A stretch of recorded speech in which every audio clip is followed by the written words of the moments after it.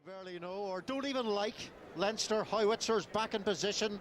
We'll be hoping that they'll be the ones blasting out all lang syne, and Ulster resources diluted by IRFU influences will be the ones heading north, staring at the flat warm and less than bubbly. But hey, this is a derby, and sometimes derbies take funny turns like Auntie after the Christmas sherry. The Leinster team, a dozen changes from the Munster match, including an entirely new pack. Luminaries like Jack McGrath, Sean O'Brien, Jimmy Heaslip, all fresh and rested, having had Christmas off. In the back line, 3 are retained from the match in Limerick. Ross Byrne at 10, Johnny Sexton not fit. The other 2 change positions. Rory O'Loughlin shifts from centre to wing, and Ethan Athewa from wing to full back. To Ulster, no Rory Best, Ian Henderson, Paddy Jackson or Luke Marshall due to IRFU mandates. The league's most effective tackler, Sean Reedy, starts this week. Captain Rob Herring is a highly capable deputy for Irish centurion Rory Best. In the back line, well, the wingers Trimble and Bowe have scored over 200 tries for their clubs and country. Ruan Pinar makes a rare start at 10. Quick ball, and that back line could motor. Well, the RFU decide how much game time and match minutes the international players of the 4 provinces can play. It affects them all. Ulster went locked and loaded at home to Connacht, but here in Dublin the New Year's punch has been diluted. It'll be a tough ask for Ulster tonight, and our man Graham Simmons is with the Ulster Director of Rugby, Les Kiss. Les, how much ball can you win today to feed the speed? Is that the $64,000 question for Ulster today? It's one of the key questions. You know, the back row they have makes it very tough to get the quality ball that you need to play against this mob is very difficult. But the conditions, we've got the wind in the first half and they're against it, so that may play something as well. It's not always been a happy hunting ground for Ulster. Forgive me for bringing that up, Les, but to what extent has the preparation this week been mental? Yeah, you know, you've just got to embrace what the RDS offers you. Look at the crowd here today and make it an occasion. They have won here before. It's been a long time ago, but you know, these guys have to take responsibility for the jersey they've got today and do the job. Les, good to talk to you. Take care. Thank you. Well, Leinster took a team to Munster on St Stephen's Day that they felt was good enough to escape from the Munster strongbox with the win.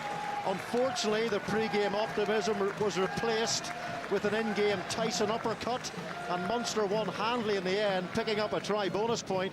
But Shane Horgan, Leinster have targeted this one. Yeah, certainly looks like a stronger pack this time out, and that man in a year that has thrown up an entirely new generation of Irish talent, Josh van der Fleer, has still managed to stand out. He appears almost in perpetual motion, super aggressive to break down, and increasingly impressive ball carrying. He'll more than hold his own in what looks like Leinster's strongest line. Referee is former Shannon and Munster winger Johnny Lacey. So this will be a huge task for Ulster. Leinster like it here, feeling all warm and snuggly when wrapped in their Bowls Bridge comfort blanket. But it's an Irish derby. Should old acquaintance be forgot? I do not think so. Leinster playing into this strong wind in the first half, and off goes Luke McGrath. Jameson Gibson Park started last week, or on St Stephen's Day against Munster. First penalty of the game, goes to the side, in blue, and off goes a very experienced player indeed, Jimmy Heaslip, making his 226th appearance for Leinster today. Luke McGrath to Noel Reid, and Reid and Ringrose have played together quite a few times this season as a centre combination. Gary Ringrose, who made his Irish international debut against Canada as a starter. Now, with ball carrying skills and handling work there, really sharp at the start from the outset from Sean Cronin. But in come Leinster off their feet, and Ulster get a penalty. But it is with the wind, so it'll be interesting to see what the decision is here. Certainly with the wind behind him, Ruan Pinar, you feel, should have the distance. Yeah, Pinar's going to have a kick, but Leinster obviously trying to build the phases there against the breeze. But Sean Cronin, outstanding little step. We know how dangerous he is, and it all started. This is the intent. Heaslip, they have the penalty, taking that quick tap, trying to play with pace and tempo, and that's going to be the challenge for Ulster today. I think we're seeing the tempo, but certainly the width on the game as well. Look at that footwork and an offload from a hooker. At the same time, Andrew Trimble comes in and done over the years to make an important tackle. Ruan Pienaar's 12th start at 10 for Ulster. 10 wins out of 11 in those 12 games. 7 tests for South Africa starting at 10. 7 wins, 2 of those against the Lions in 2009. So he's pretty handy as a 9, and he's pretty decent as a 10 as well.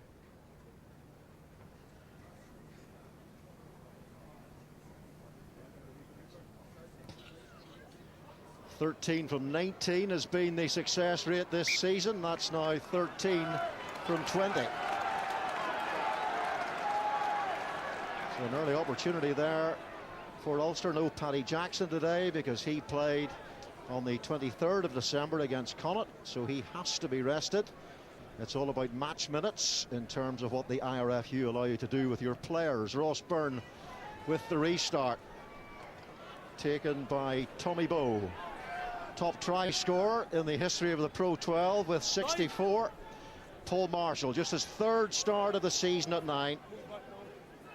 His 149th Pro 12 appearance. And here is Pienaar. Darren Cave getting a rare enough start these days at 13. Charles Piatow was simply magnificent against Connacht with his ball carrying, meters made and defenders beaten.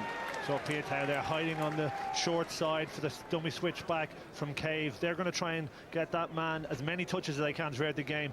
A really potent threat from full back, but he pops up all over the field. Well, not a great kick from Paul Marshall there. And here is Sean Cronin. The Leinster line out this season has been absolutely world class, and with Devon Toner in the second row, well, they don't usually lose too much ball. He's actually taken 29 balls in Europe for Leinster in the line out. The top man, here's a top man from fullback coming in, Ethan Athewa, and it's Luke McGrath. Gets some support from Michael Bent carrying. There's no Tag Furlong, he's been rested this week, and Mike Ross, who was a potential candidate at 3, he's injured at the moment. Now it's Noel Reid, and Jimmy Heaslip carries hard. 91 caps now for Ireland, the 33-year-old. Brought in today for Jack Conan, who had a quite exceptional game, playing the number 8 shirt against Munster on St. Stephen's Day, that losing cause down in Limerick. It's McGrath who Josh van der Fleer, great tackle count, but when he starts running, well, he moves like a back. That's a lovely kick from Luke McGrath. His options were limited there because, you know, Ulster numbered up really well in defence, and it's interesting, Pienaar, you had Sean O'Brien running at him, you had Heaslip running at him, and that's what back rows will do. If they'll try and get at that 10, but Pienaar is strong and physical, and that was a really sensible kick from Luke McGrath there, off a little bit of slow ball. It was a clever kick because I was watching the back 3 work in the phases beforehand, and their pendulum was going really well. Just at the moment that Trimble, or that Bowe got pulled up, he kicked it in behind. Taken by Kieran Treadwell. Rob Herring, who is the Ulster captain today, with the throw to the line out. Ross Byrne coming in to make the tackle. And now Paul Marshall to Ruan Pienaar. And we all know about his quality as a kicker, and demonstrating it there with that strong breeze, that building breeze at his tail. Do you think it's a smart move running a Pienaar, Alan? Well, there's some youngsters on the Leinster bench today. Porter, one of those. And there's Jack Conan, had that exceptional game down at Thomond Park. Tom Daly, one of the youngsters. And Zian Kersen, who scored a try in Thomond Park, on the bench as well. Ross Byrne. And here is maybe an opportunity for O'Loughlin. That's great footwork and pace from O'Loughlin. And Leinster are going to twist those Ulster wrists early in this big New Year's Eve derby game. That's an incredible score for O'Loughlin. Unbelievable pace. Looked like there was enough of Ulster cover there in the backfield when he initially broke through. Brilliant deception there. He swerves back onto the left foot and just pushes great gas in the outside. It comes from that delivery, simple move. It looks like Ulster's backline. I think it's Stuart McCluskey just gets ahead, and he does wonderfully here. Backs himself on the outside channel, and brilliant pace from O'Loughlin. So much work to do when he got through. Bit of a miscommunication between McLaughlin and I'd say Pienaar, but there's so much to do. Switches the ball to the right hand and just puts the afterburners on, beating two men in the backfield. There was a huge amount of work to do, but he had the eye for the try line. Well, one of 4 St Michael's pupils in the back line today. The St Michael's School just about a mile away here from the RDS. Both halfbacks from St Michael's, McGrath and Byrne, and Noel Reid as well. So they'll enjoy that try just down the road. And Ethan Asewa, whose kicking percentages this season in the Pro 12 have been, well, really top class. Only Dan Bigger has a better percentage than the Leinster captain. It's an outstanding score. I think it's Pienaar, McCluskey just get a little bit mixed up. You can see the switch of the ball there, and he just backs himself on the outside. There's a lot of excitement about Rory O'Loughlin. He backed himself there. The confidence is growing. He only made his debut in September. Outstanding score. And let's give that try to the St Michael's School, because the try-scoring pass came from a St Michael's man, Ross Byrne, the out half.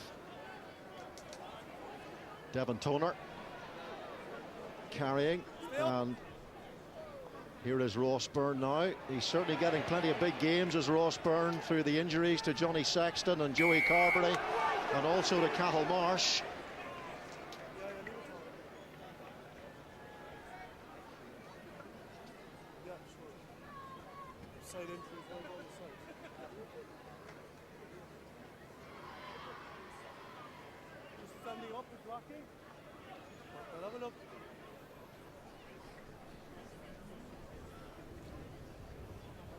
Well, Johnny Sexton quite close to making this game. He's been down at the Santry Sports Clinic getting both hamstrings checked to try to get him back to full fitness. And here's the try. Great line-out ball again. Short line from Noel Reid. That really should be stopped though, Alan. There's not a whole lot of deception going on there, but what he does in the secondary is a really impressive thing. The line break was given, but how he finished it off was exceptional.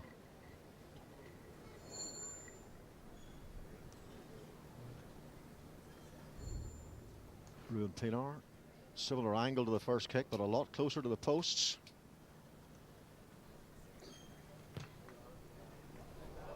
Oh dear, well, at the moment they're missing Paddy Jackson in terms of what they're doing off that kicking tee. Yeah, I think he just didn't seem comfortable there with the strike, and after just conceding a brilliant bit of individual brilliance from O'Loughlin, but it was poor defence. You get that opportunity then.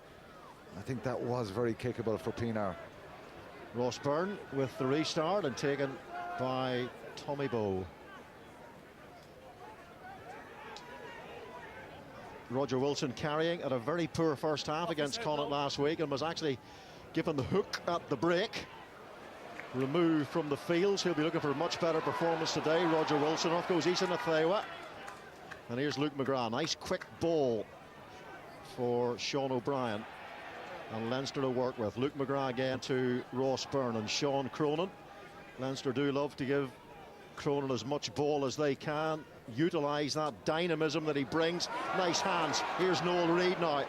Was that slightly high perhaps, potentially, from Franco van der Merwe? Referee says no, it's all fine. Here's Ross Byrne again, and now Gary Ringrose had to step in as an emergency 12, I beg your pardon, against New Zealand.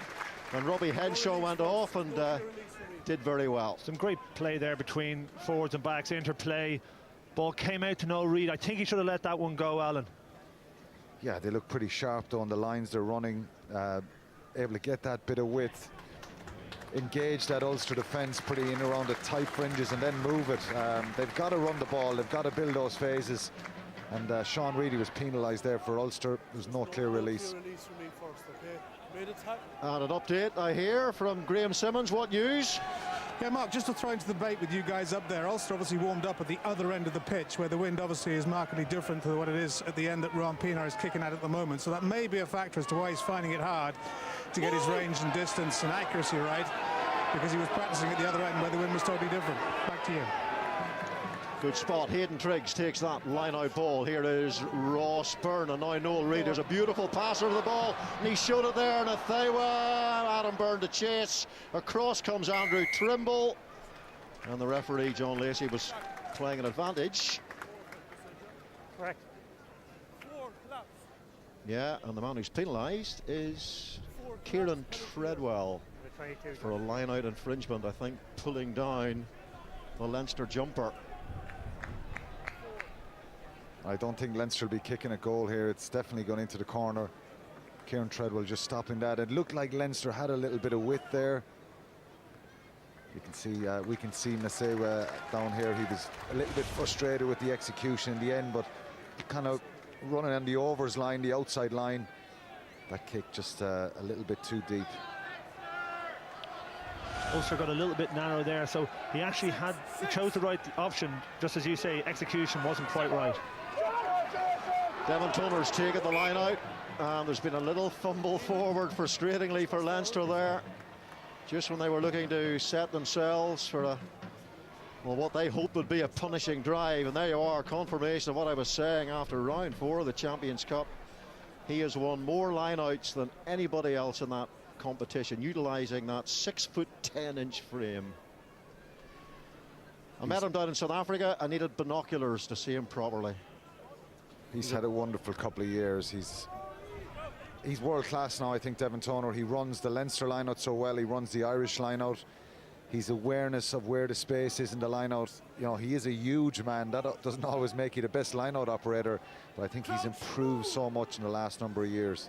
You think he's a potential candidate for Lions, given that I think it's one of the most difficult positions and most areas where the Lions have the most talent, I think. I think there is a lot of other candidates, but it depends. And I think the way he's played in November, if he performs again like that for the Six Nations, he's every chance of being there. Stuart McCluskey carries 33 metres and a try against Connacht. Also carried well against Clermont in the away game. And off goes O'Loughlin again, who scored a try in both games against the Northampton Saints in Europe, and has added to that tally this afternoon here in Dublin. Good carry by Jack McGrath. Started all of Ireland's significant internationals this season. The only one he missed was Canada. It's Adam Byrne. Did he manage to gather that ball? Referee says play on. Ross Byrne into midfield to Hayden Triggs from Lower Hutt. Rodney Ayew also from Lower Hutt. Here is Sean Cronin. So near neighbours at one point, I'm sure. Rodney Ayew and Hayden Triggs. Josh van der Fleer carries. McGrath to Ross Byrne. Hayden Triggs again. Beautiful from Triggs. Ross Byrne. Oh, he nearly threw the ball straight into the hands of a danger man in Tommy Bowe. Here's Adam Byrne again. 7 tries in 6 games for Leinster this season. He's been phenomenal, has Adam Byrne, but not so phenomenal there was the knock forward. I wonder what you think of that, Shane Horgan. A big winger coming in like that. Tommy Bowe, so dangerous with those intercepts. It was a bit risky. It broke down a little bit in the middle, and nearly got his hands to it. We've seen it a couple of times now where they've tried to throw that ball over the top. That's because there's line speed coming from the outside from Ulster. Tommy's so good at doing that, blocks it off. But I think that proves there is an opportunity to kick the ball in behind. When Tommy does that, there has to be space in behind, and we've seen already Issa Nasewa execute a kick in behind. And he's really good, Tommy Bowe, at doing that. Even if he's a little bit isolated, he can block that pass and wait for a little bit of cover to come on the inside. I'm not sure he was going to go length of the field if he caught that there, but he got himself in the way. Well, Leinster have won 50 Pro 12 games here since the final of 2012 when they lost to the Ospreys, including 18 undefeated. The Dragons were the last side to win here in the Pro 12. McGrath, it's Noel Reid. He's been offloading well this season when he's had his opportunities. And they're using the man from Lower Hutt a lot, aren't they? Hayden Triggs as a ball carrier. Ross Byrne just pulls the ball back from Adam Byrne, who'd made the sprint across from the right wing to get himself involved in that movement. No, don't come inside now. Luke McGrath, and it's Michael Bent, and here's Noel Reid, and what's that Ulster defence doing? It looked a little bit fractured and broken there. Sean Cronin almost taking advantage of it, looked like a high tackle. Off goes Josh van der Fleer. You can see what I mean about his ball carrying. He's become more and more effective at that as Josh van der Fleer, but it was a very clear high tackle. Yeah, McCluskey, a big man. Cronin ducking down a little bit, just catches him, not much in it, but certainly I'd say a penalty.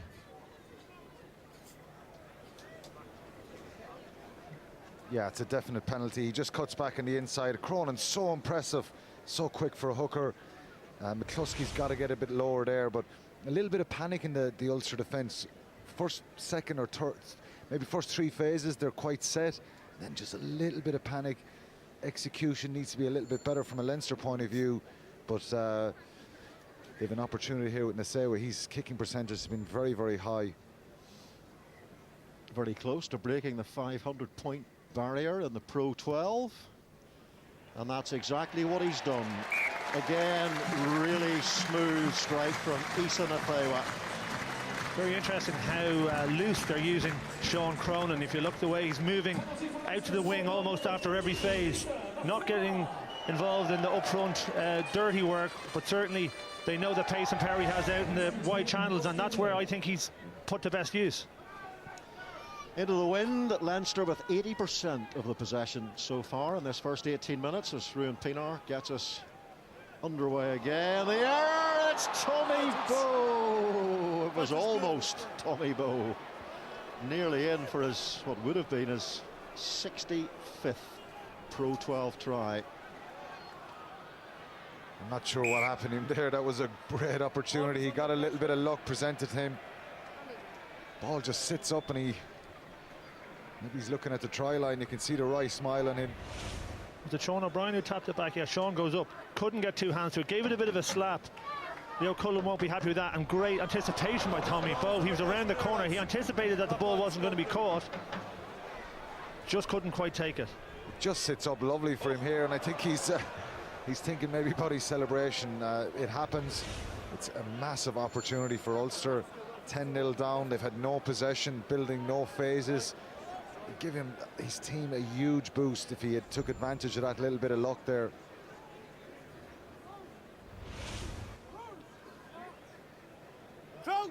Yeah, he's properly in there. That is just, that's cruising to the try line. Well, can't remember ever seeing Tommy Bowe do that before. He is normally the most lethal of finishers, and he's got the record to prove it. Here's Luke McGrath, Ontario born, and now an international as a replacement against Canada, and really good counter-rucking by Ulster there. Some super powerful work from the pack, and it's Roger Wilson who carries. Paul Marshall to Pienaar, and it's McCluskey looking for Cave, but really good defence in midfield from Leinster. Charles Piatow now. Here's Paul Marshall, scoops the ball away. Marshall looking down the blind side here. There's three players all standing pretty still and static. Kieran Treadwell carries the ball initially, now Marshall. And he's got some support from Sean Reedy, been playing a lot at 8 this season, but playing 7 this afternoon.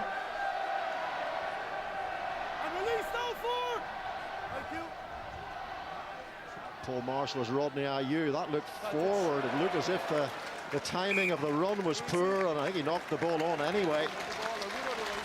Yeah, there's a really poor timing there. It's a great tackle from Triggs, and that pressure from Ulster came from a really, really strong scrum.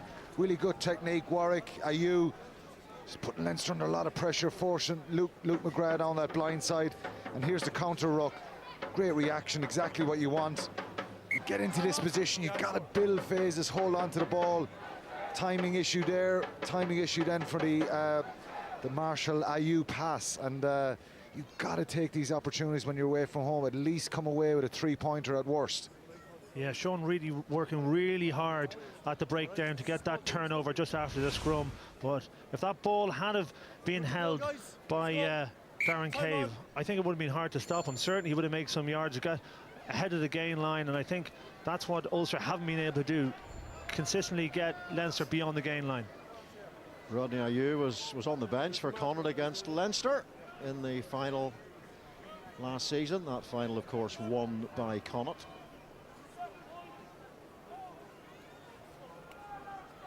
Ulster haven't won here since March 2013, 22 points to 18. I remember that day, Ulster defending on their own line for about 10 minutes, terrified that Leinster would score a match-winning try, and just about managing to sneak home north with the victory. But that's their only win in Dublin since 1999. Ulster are allergic to Dublin. Here is Luke McGrath, and Ross Byrne being put under pressure from Ruan Pinar. The difference of a rock-solid scrum there.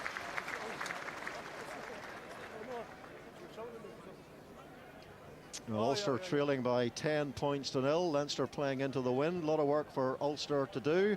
Let's hear from their camp. Graham Simmons with Alan Clark. Alan, what are you liking about what your team is doing at the moment, and perhaps more pertinently, what are you not liking? It's pretty obvious that we've made more mistakes, and Leinster have capitalised on those mistakes, taking their opportunities, and we've had a couple of shots at goal and a gilt-edged chance to score a try. So that's the making of it at the moment. We got to look after our own business and be a lot tidier with the ball and play in the right areas, particularly with the wind at our back. Alan, thank you very much. Good carry by Stuart McCluskey, and now taken by his opposite number. Well snapped up by Noel Reid. He read that well. Here is Gary Ringrose, such a silky runner. McGrath to McGrath, Jack McGrath and Ross Byrne, and Hayden Triggs has seen a lot of the ball in this opening 22 minutes, and a lovely offload as well. He really has had an outstanding start, the 34-year-old New Zealander, and now it's Ross Byrne looking into that corner, and the judgment is absolutely top drawer. That's a very good set there by Leinster. Going a little bit wide when they needed. We saw the offload from Triggs in the middle of it. Everybody doing their job properly. And then when the space is in behind, Leinster took it and now can attack the Ulster line out. Yeah, Triggs has done really well, I think, and he gets a little offload. Roger Wilson stops that momentum a little bit, and you know, it stops that Leinster flow, but really good execution there from Ross Byrne. He looks very controlled and composed. Franco van der Merwe takes the line out. Very much the go-to man in the line out for Ulster, van der Merwe. That's his 38th take of the season in the two competitions, Pro 12 in Europe. Here is Piatai. And the All Black with a strong, punchy clearance, but remember, wind at their backs. Wind at their backs, but I don't think they're utilising it. They're not playing in the right areas, Ulster. They're trying to, you know, build a couple of phases, whereas maybe it's not necessary. I think they should hoof the ball down the field and try and force Leinster back, force Leinster maybe to put it out into touch themselves, or try and get something at the breakdown. But they're just playing the wrong areas, and Alan Clark has said that. You've got to play in the right areas, use that wind, and they just haven't in this first half so far. Devon Toner's line out take. Sean Cronin, 56 caps, just the 9 starts though in those 56. Ross Byrne won again. It was almost being teed up for an intercept, but the pass paid off. It found Nathewa. Here's Noel Reid again. Brings in Adam Byrne. Suffered from injuries a lot, Adam Byrne. He's broken both legs in his short career. Still a relatively young man, the 16-stoner. And off goes O'Brien. Luke McGrath and Stuart McCluskey is all over him there. A little bit of indecision perhaps from McGrath. And there's the other Jack McGrath getting him out of trouble. Noel Reid thought about the pass, and then the ball is bundled out of his arms by Franco van der Merwe. Just in the tackle. Scrum. You have a man down back here, Danny. Okay. Time off. Injury, white 2. The difference between this Leinster move was the ball was going forward. Great individual play between the forwards and the backs. Nasiva comes on the short line. It gets a bit sloppy then after that, Alan. Yeah, Cave comes up there and stops that pass, but I tell you, Andrew Trimble, such a good defender. Nasewa runs a brilliant line, and this is just a knock-on from van der Merwe. He gets his hands in. Leinster going over and back a little bit. I think Ulster have realised that they've got to close off some of those passes. They're giving Leinster a little bit too much time to hit the runners out the back, so they've kind of come up on the angle on the outside. But Trimble, such an intelligent defender. If he doesn't track Nasewa back in field there, it's a clear line break. He's so good at running those angles, Nasewa. Brilliant defence from Trimble, though. Well, Ulster began their season with 5 straight Pro 12 wins. Glasgow Ospreys and Scarlets amongst the victims. And their first league loss was at Connacht. And then they lost to Munster in Belfast 14-15 after being 14-0 up in Edinburgh 28-17. That was perhaps Ulster's worst performance of the season. I remember that day Stephen Ferris in particular being extremely unimpressed with that pretty horrific, the word horrific was the one he used to describe that Ulster display up in Scotland. But since then, well, they've managed to beat Cardiff, scored 5 tries down at the Arms Park, and then that victory against Connacht 23-7 at Belfast 2 days before Christmas.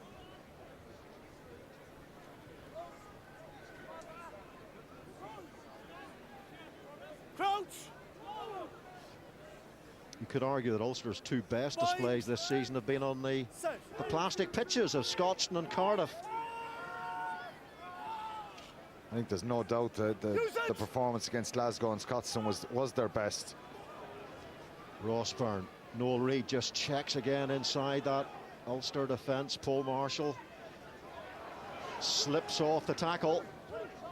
Here's Luke McGrath again to Ross Byrne and Michael Bent. The Irish international is the player who makes the error. Here's Paul Marshall, looks up, and there is a bit of space in there behind Rory O'Loughlin, but he gets back quickly.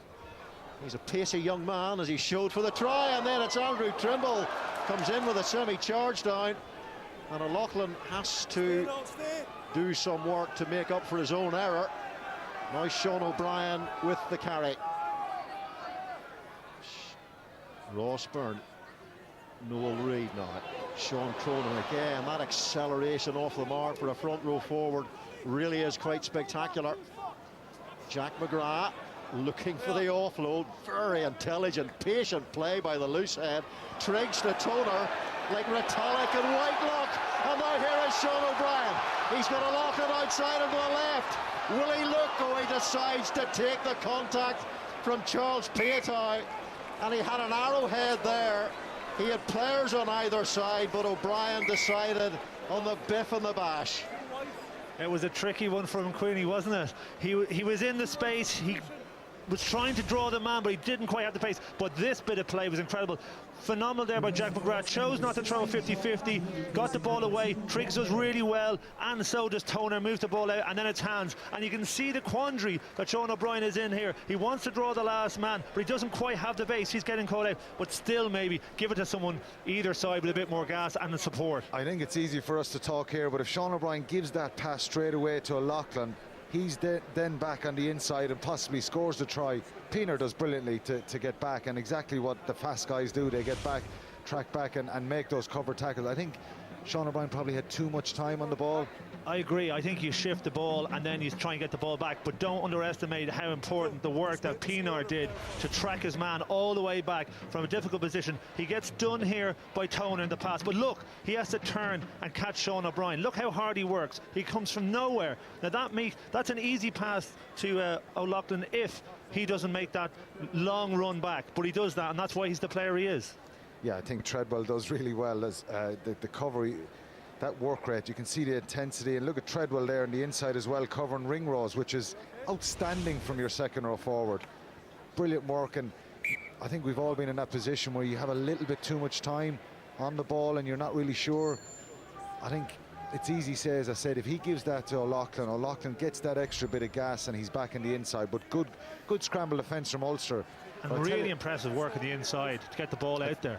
The execution of Leinster has been really good there, and they're getting that little bit of width. You can see what they're trying to do. A couple of quick phases, quick play off the ball, and Luke McGrath has been really good with his distribution. And I think if Gordon Darcy's mentioned Noel Reid before about his distribution, very, very impressive from him in midfield. Well, Ulster lost their captain. Rob Herring is off with a knee injury, so John Andrew, the youngster, is on in his place. And remember, no Rory Best for Ulster to select from today due to the IRFU match minute managing. Paul Marshall to Stuart McCluskey. 17 stones, 11 pounds of ball carrying threat. Here is Piatai, over 1,000 metres he has made this season. He's in the top 4 in the Pro 12 for carrying metres, defenders beaten and offloads. So that's the contribution he has made since signing for Ulster from Wasps. And here goes Nathewa. Piatai, is it going to roll all the way? It is. And Piatai, who was nominated for the ERC and Premiership Player of the Season last season in his time with Wasps, was the man who touched it down. You spoke about getting the ball downfield, but it does need to hit grass. Yeah, I think they're not, Ulster not engaging Leinster enough. We spoke about beforehand, we heard the guys in the studio, particularly Stephen Ferris, about the ball carriers. You've got to engage that defence, and the Leinster back three can hang back there and stay there. You can see what Pienaar's trying to do. Here's Adam Byrne again, getting back past that first defender. That was Andrew Warwick, who slipped off that one. Sean Cronin again in possession, doing an impression today of Dane Coles, a pretty good one so far. Here's Jack McGrath, really utilising the front row, aren't they? Especially 1 and 2, and Hayden Triggs, that's for sure. Noel Reid, poor pass from Noel Reid, and that certainly isn't like him. Gordon Darcy rates him as one of the best passers of the ball he has seen. Here is Heaslip. Going straight down the middle here. A very direct channel here from Leinster. Heaslip carrying into this wind.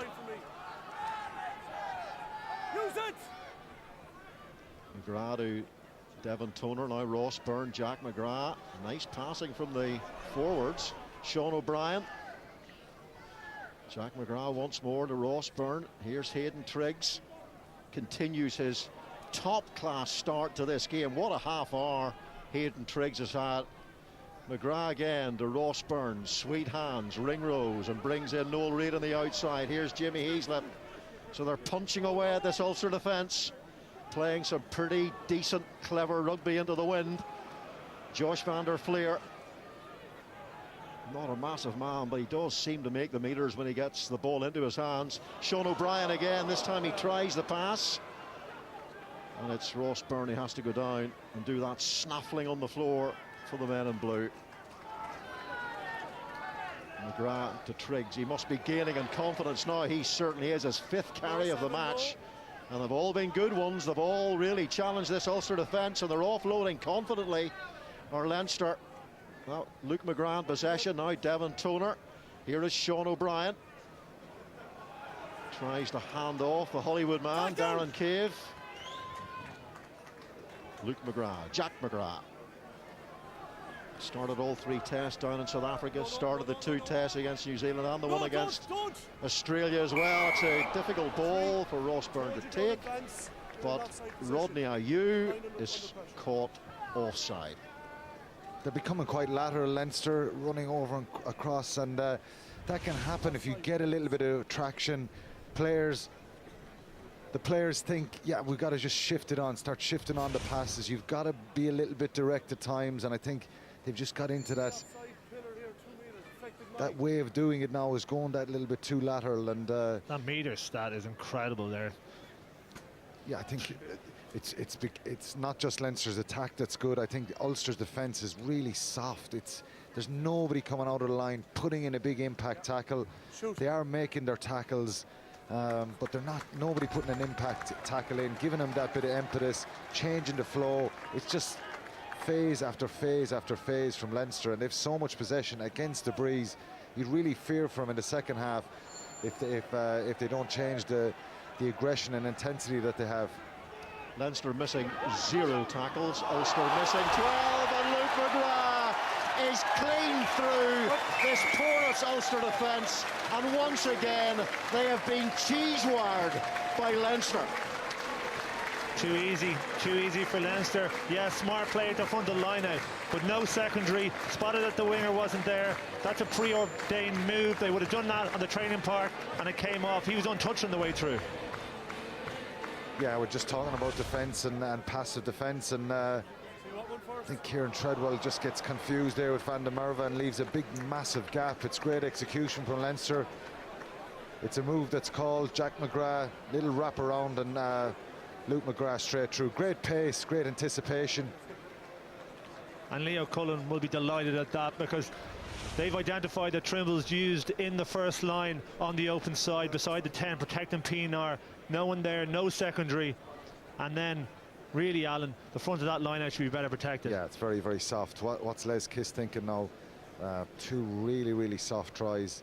They just haven't got a foothold in the game at all, Ulster, and it's been all Leinster. Will he not be kissing his defence, will he, at half-time? Certainly not. Might be a few right hooks going in.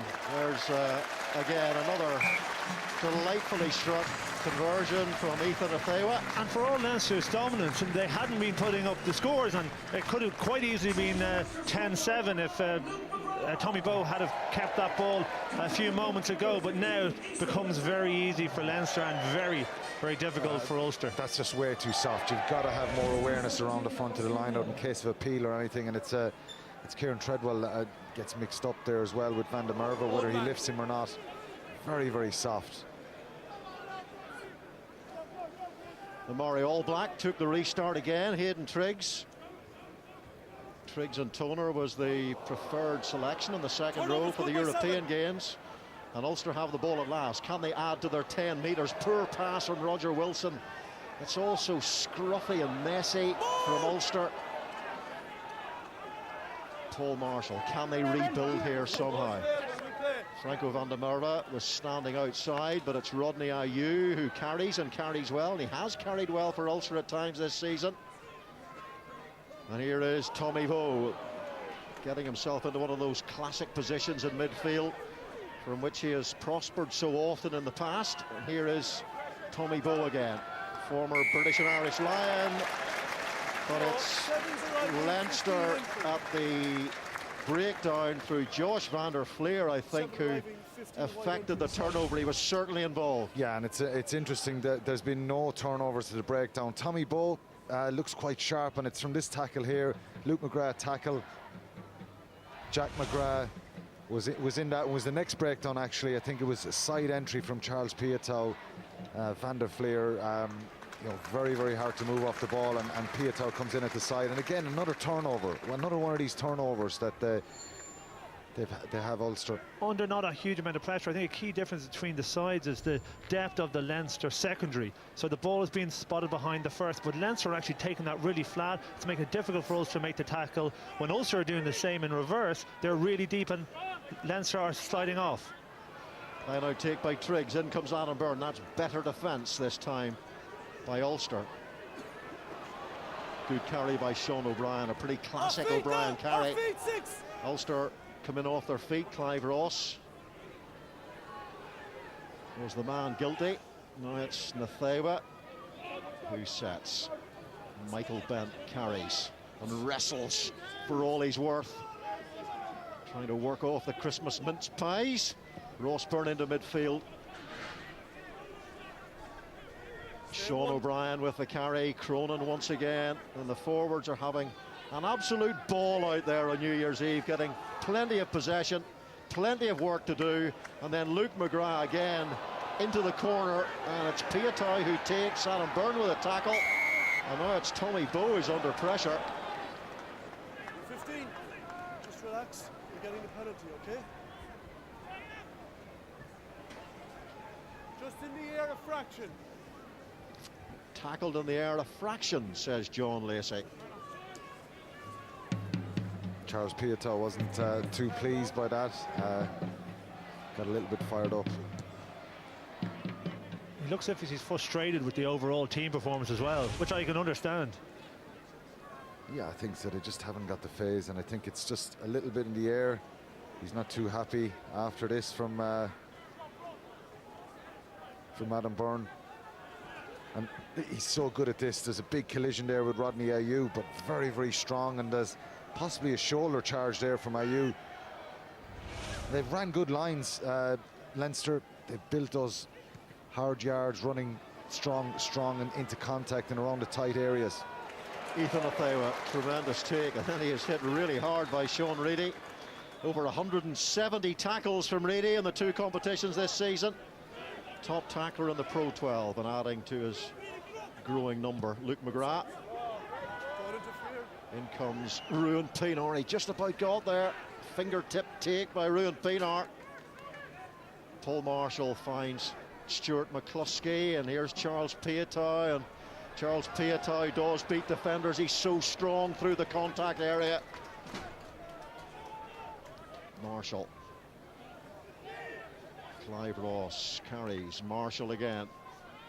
Here is Ruan Pienaar, and it's Tommy Bowe again, coming off that wing. Leave it! Stay down, Eve! Stay down! Paul Marshall, bit of possession at last here for Ulster. Can they do something with it? Darren Cave takes on Sean Cronin and Jack McGrath. Front row working hard in defence. Marshall to Pienaar. Now Clive Ross inside for Charles Piatow, who's dropped the ball. Almost sums up that Ulster first half. It does, and it's been an aspect of the game that I've noticed with the whole of the Leinster team has been working very hard the back end of the tackle. They all use their hands to try and smash the ball out. The Seaway here taking the ball very well. As you said, hit hard but managed to retain possession. Yeah, and it's just these unforced errors from Ulster again. Getting a little bit of width on the outside, but not really, you know, stretching that Leinster defence, not getting any space in behind them. No line breaks. Over and back a little bit. It's just Van der Fleer gets in here, and O'Loughlin. It's a bit physical, O'Loughlin. And it's a perfect dry day, and Ulster have made 6 handling errors in this first half. These two sides last met in the semi-finals of the Pro 12 last season, when Leinster beat Ulster quite handily here. But after round 11, Ulster quite low on tries, 27 in the Pro 12, the lowest total of any side in the top 6. Though they do have a game in hand against Zebra. Leinster have the worst Pro 12 defence of any side in the top 6 after round 11, conceding 28. But Ulster haven't challenged that defence particularly well in this first half. They certainly haven't, and those turnovers don't help. And I think, you know, making those hard yards, you think of Henderson when you take him out of that Ulster team. Who else is going to put their hand up? He's such an outstanding ball carrier, Ian Henderson. Use it! Final play of this first half. Rossburn. Here's the try scorer, one of the 2 try scorers. Rory O'Loughlin has played both wings and centre this season, but he can also play fullback. That's what you call versatility. Yeah. Now Luke McGrath decides that's enough, with Leinster playing into this wind in the first half of the RDS, leading Ulster by 17 points to 0 thanks to those tries by O'Loughlin and by Luke McGrath. And now Leinster will turn around here at home with a strong wind at their backs. And remember, Ulster have won only once here since 1999.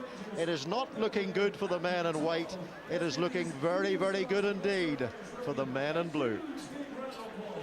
Yeah, into the wind, but playing with all the confidence. Leinster look very comfortable indeed. When tries come straight from the set piece, like this one did early on from Rory O'Loughlin, well, you know it is a well-oiled machine. Most of them have come to the RDS for a New Year's Eve party, and another one there from set piece, and they're getting that party early. 17-0 Leinster.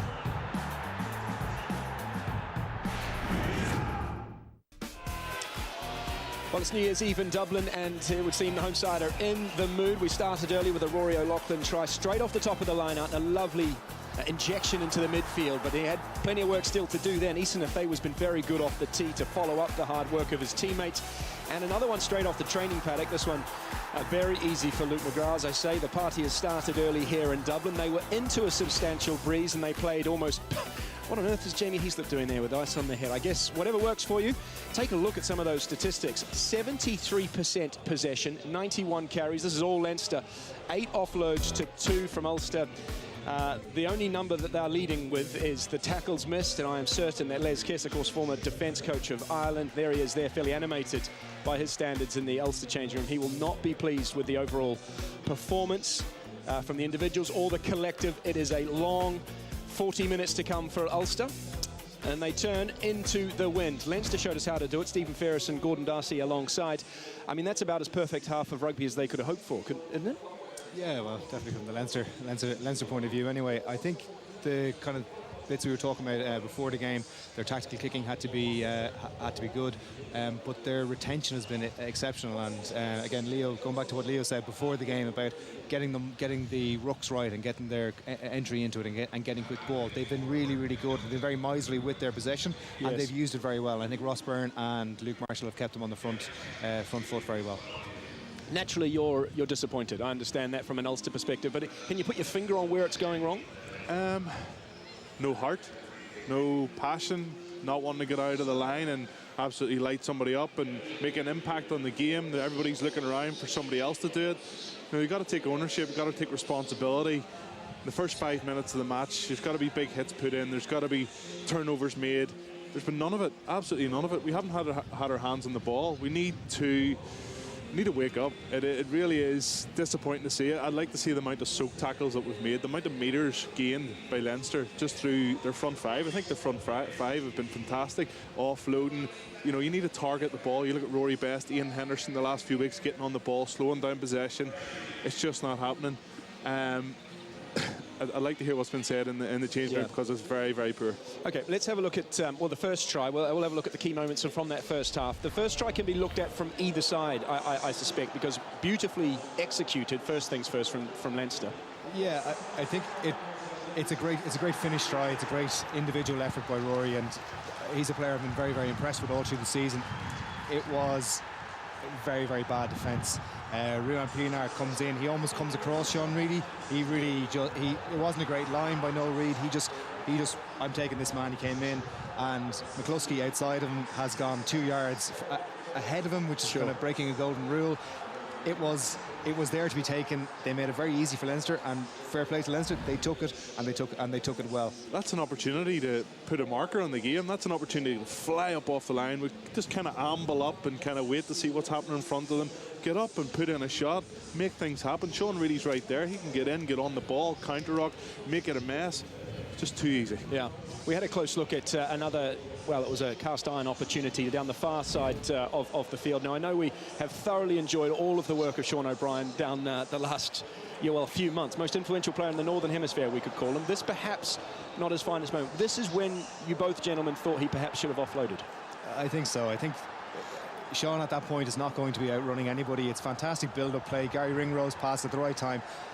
Rory's jogging beside him. That ball needs to get into Rory's hands, and then you've got options. Then he can come back in feed. Sean O'Brien can come back to his outside. He could give it back to him, but Pienaar is tracked back, and you can just see it when we see it from front on. You can just see Sean has the ball.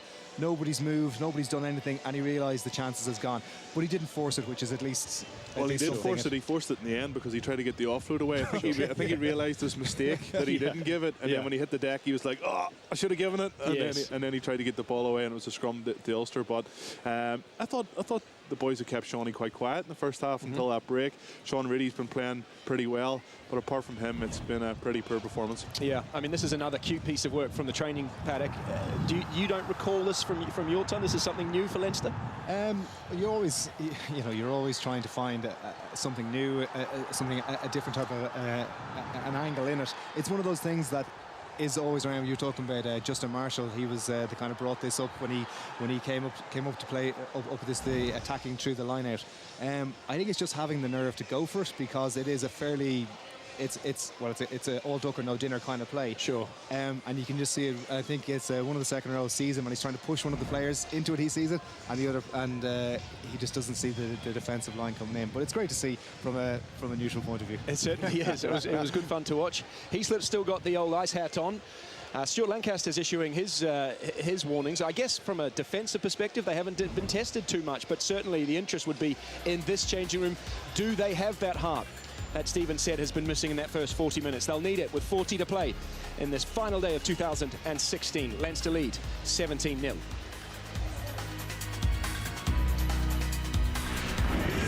Much indeed. Mike, it's a lot to be impressed about with the Leinster performance so far. What I'm liking is the front five.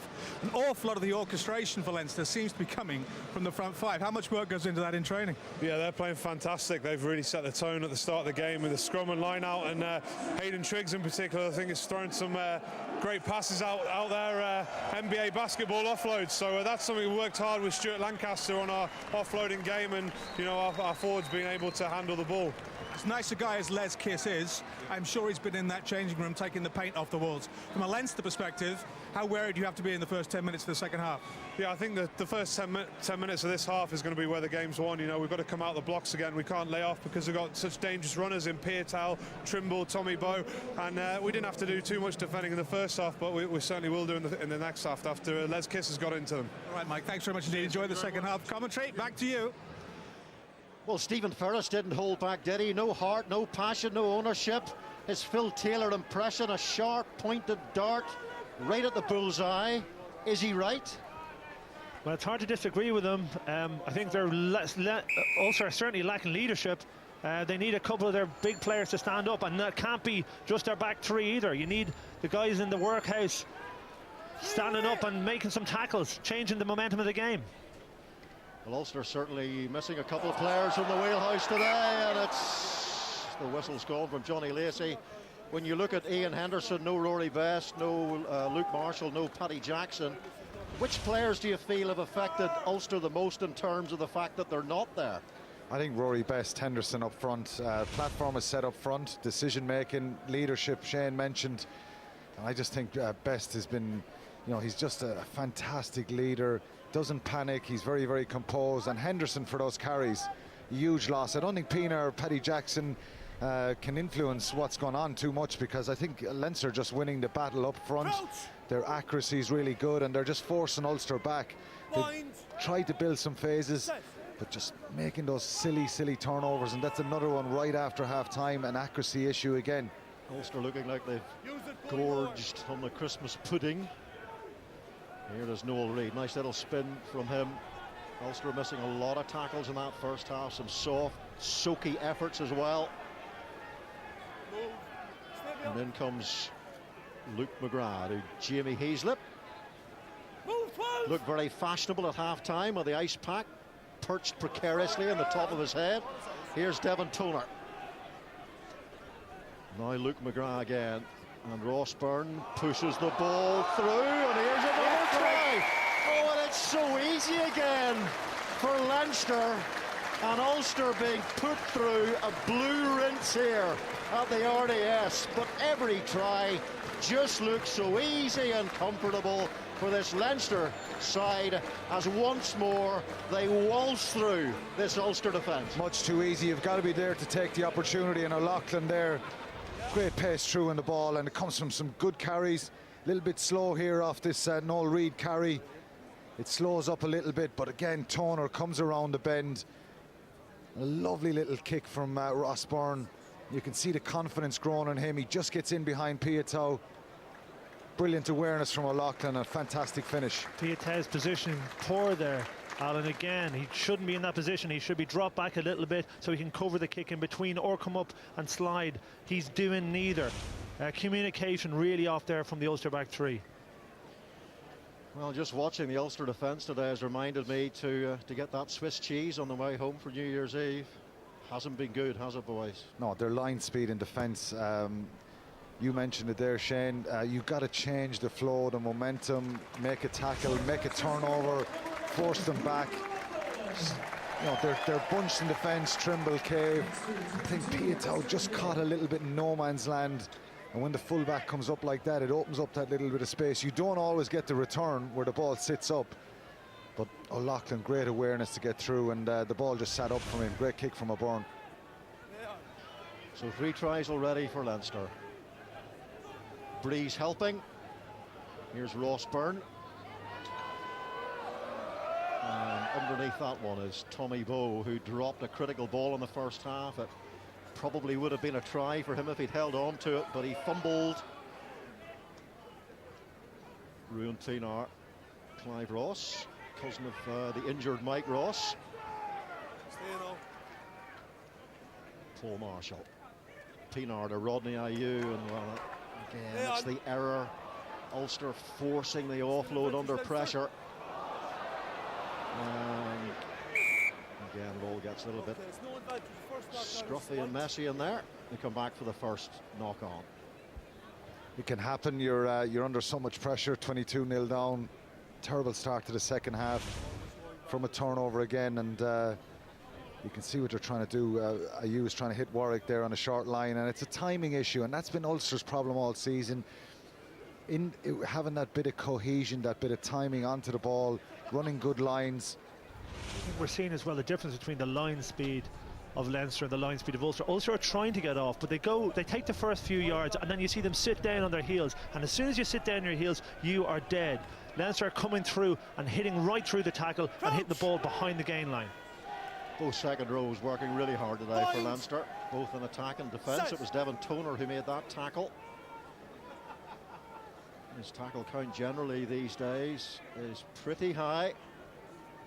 He's not just a line out forward. Six, stay where you are, 6. That's for sure. Good scrummage by Leinster, controlling at the tail as Jamie Heaslip. And you felt the penalty was coming. Ulster really need to do something to change the momentum of this game, because it's not just this game, but this performance is potentially a season-damaging one. Yeah, I mean, they've got away games coming as well against the Scarlets, and then they're at Exeter in Europe. And if they're to stay alive in Europe, you feel they've got to get a couple of bonus point wins, possibly, down at Sandy Park, and then at home against Bordeaux Begla the following weekend. And again, they're in a troubled area of the field and under even more pressure.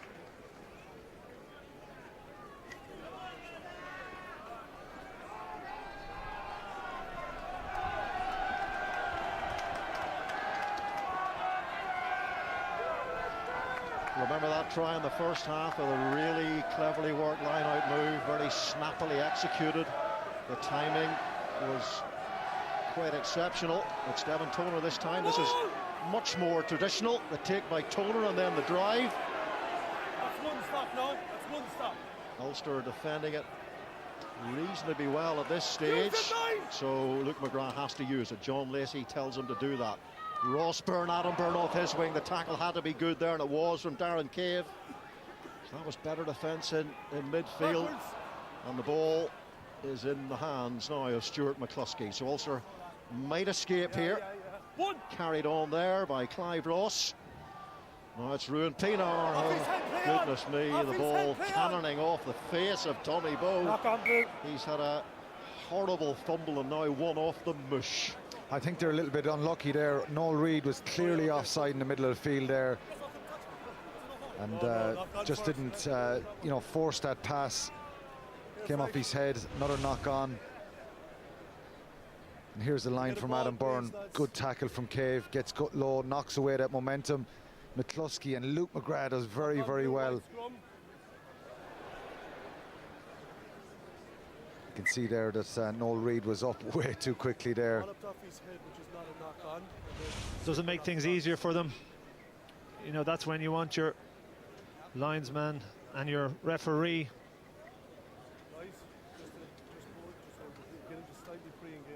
Just give me a small bit. Yeah, yeah, you can walk away.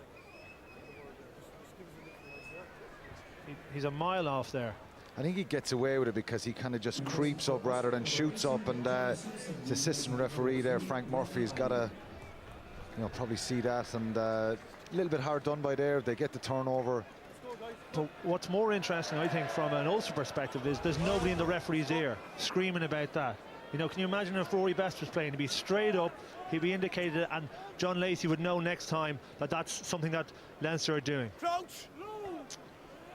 Rodney Ayew off, injured it looks like, so Johnny Simpson comes on, his first appearance for the senior team.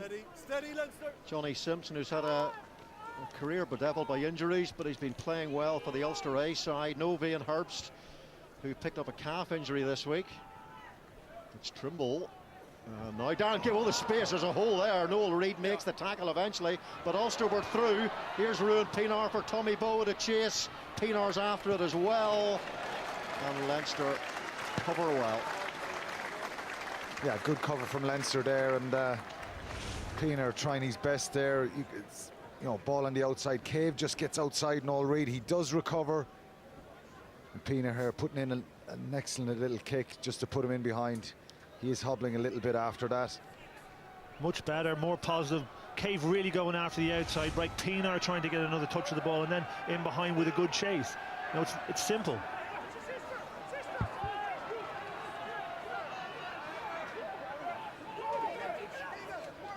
Advantage to Ulster here. It's well taken on the line out, and it's Paul Marshall through for Tommy Bowe to chase, and that is going to roll dead. 4 entry, line out, not over. And it's Devon Toner, I think, who's penalised for the infringement of the line out. Side entry, line out, not over. They've got to get something here, Ulster. You know, in the Leinster 22. You've got to stay here and come away with a score. Good maul set up there, and Toner comes in from the side, takes it to the ground, and that's why Marshall put that kick through, hoping for a little bit of luck. We saw the difference when Ulster go wide, when they put the ball in front of the man, when they don't hit the inside shoulder. Huge difference. And Toner coming in from the side there, rightly penalised.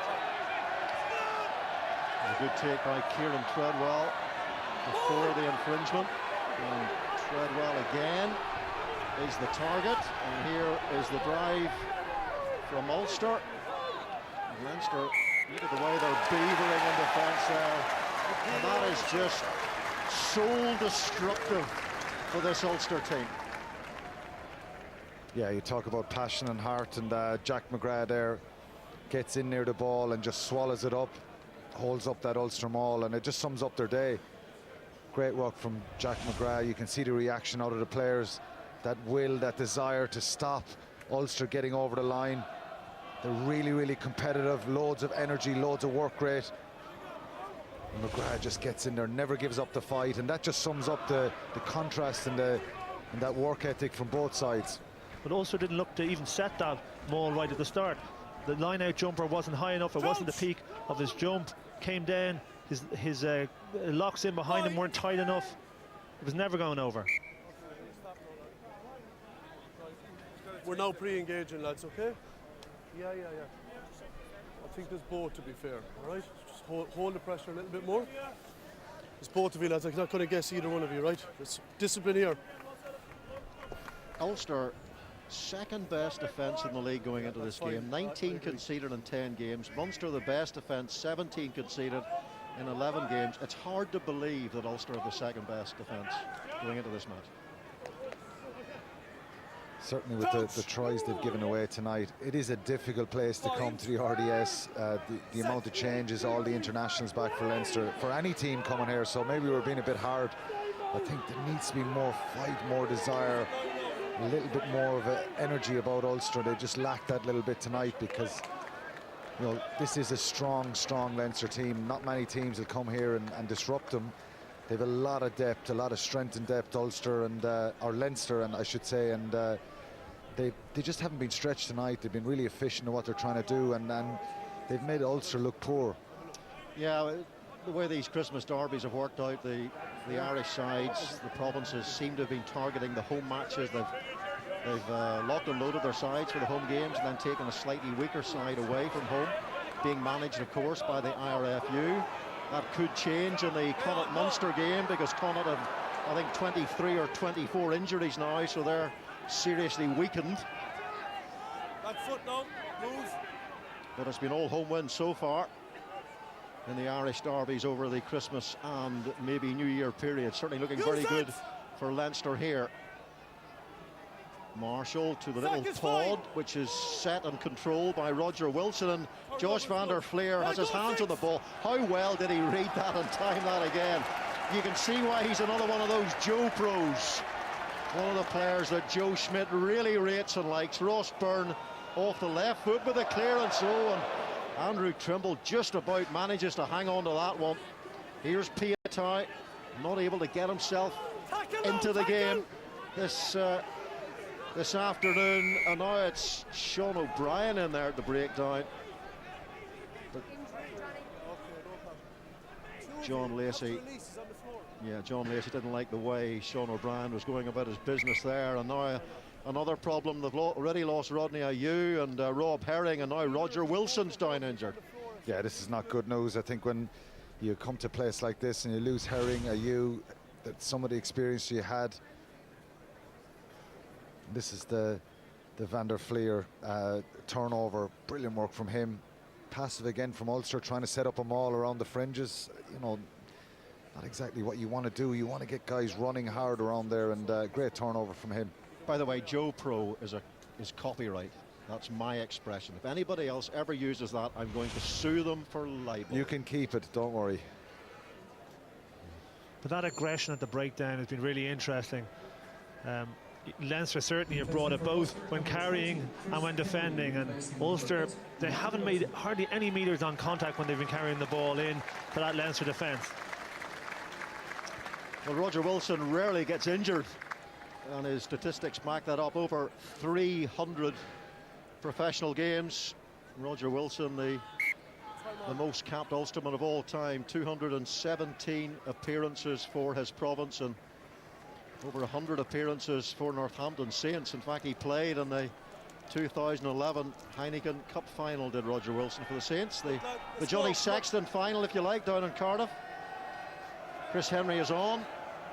Another replacement for Ulster. Taken by Franco van der Merwe, one times cap Springbok. And he's trying to bring the energy that Alan Quinlan says is lacking about this Ulster performance. Advantage for Ulster here. Looked like that maul was collapsed. Paul Marshall pulls the ball in behind, but it was in behind Ruan Pienaar, who then gets scragged, but the referee remember playing that advantage for the maul infringement. Give you a chance. Yeah, Leinster clearly pulled that maul down there. It was probably a decent setup. You mentioned the setup in the last line-out chain, but that was a good setup. They look quite strong going forward, and Leinster, you can see it, Van der Merwe wins it. Good setup. They're quite in good position there. Leinster just pulled that down. John Andrew. Franco van der Merwe again. Another. Got some good body positions going on here of Ulster. Andrew Trimble comes in. He's got possession of the ball as Andrew Trimble. We're trying to drive around the fringe there and create some space down that blind side. Paul Marshall looking all around him. Who are we going to give it to? Look at the work of Hayden Triggs in there as well for Leinster defensively. Paul Marshall gets it out, carried on by Johnny Simpson. And now here's Piatow, had to pick the ball off his bootlaces and was met by a gang tackling trio of men in blue. Josh Van der Fleer was one of those.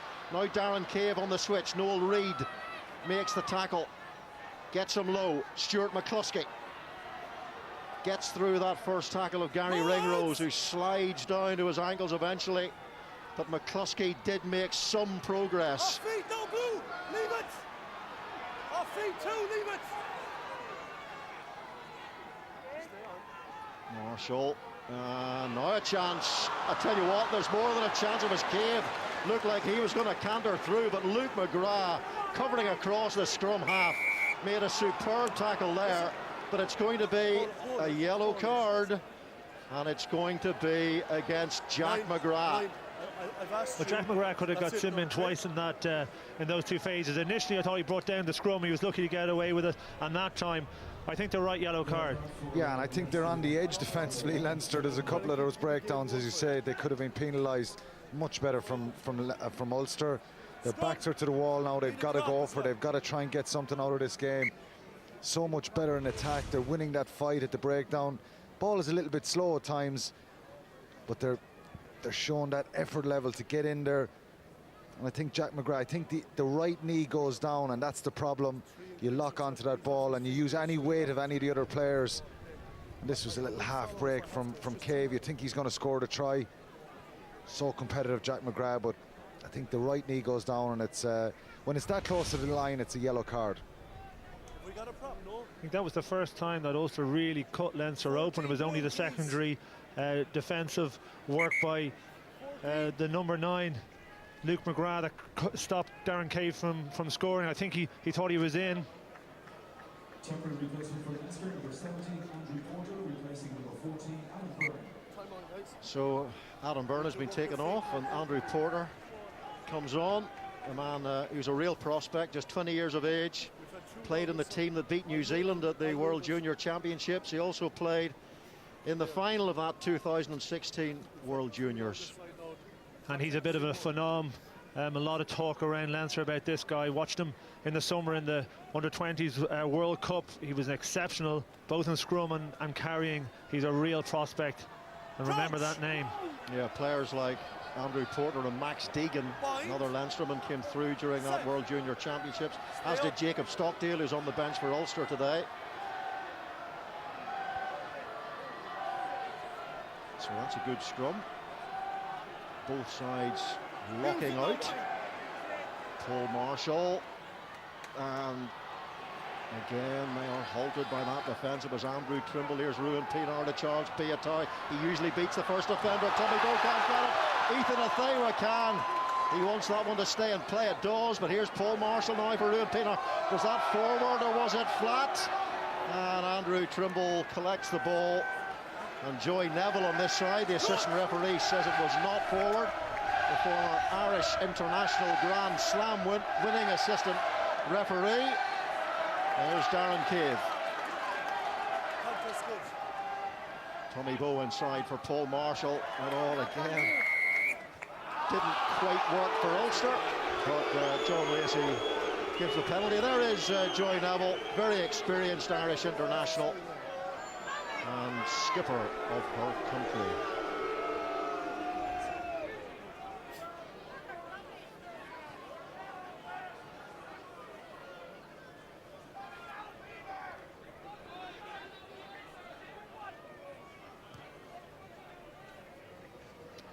Ruan Pienaar finds a good touch. Louis Ludig about to come on for his 50th appearance for Ulster.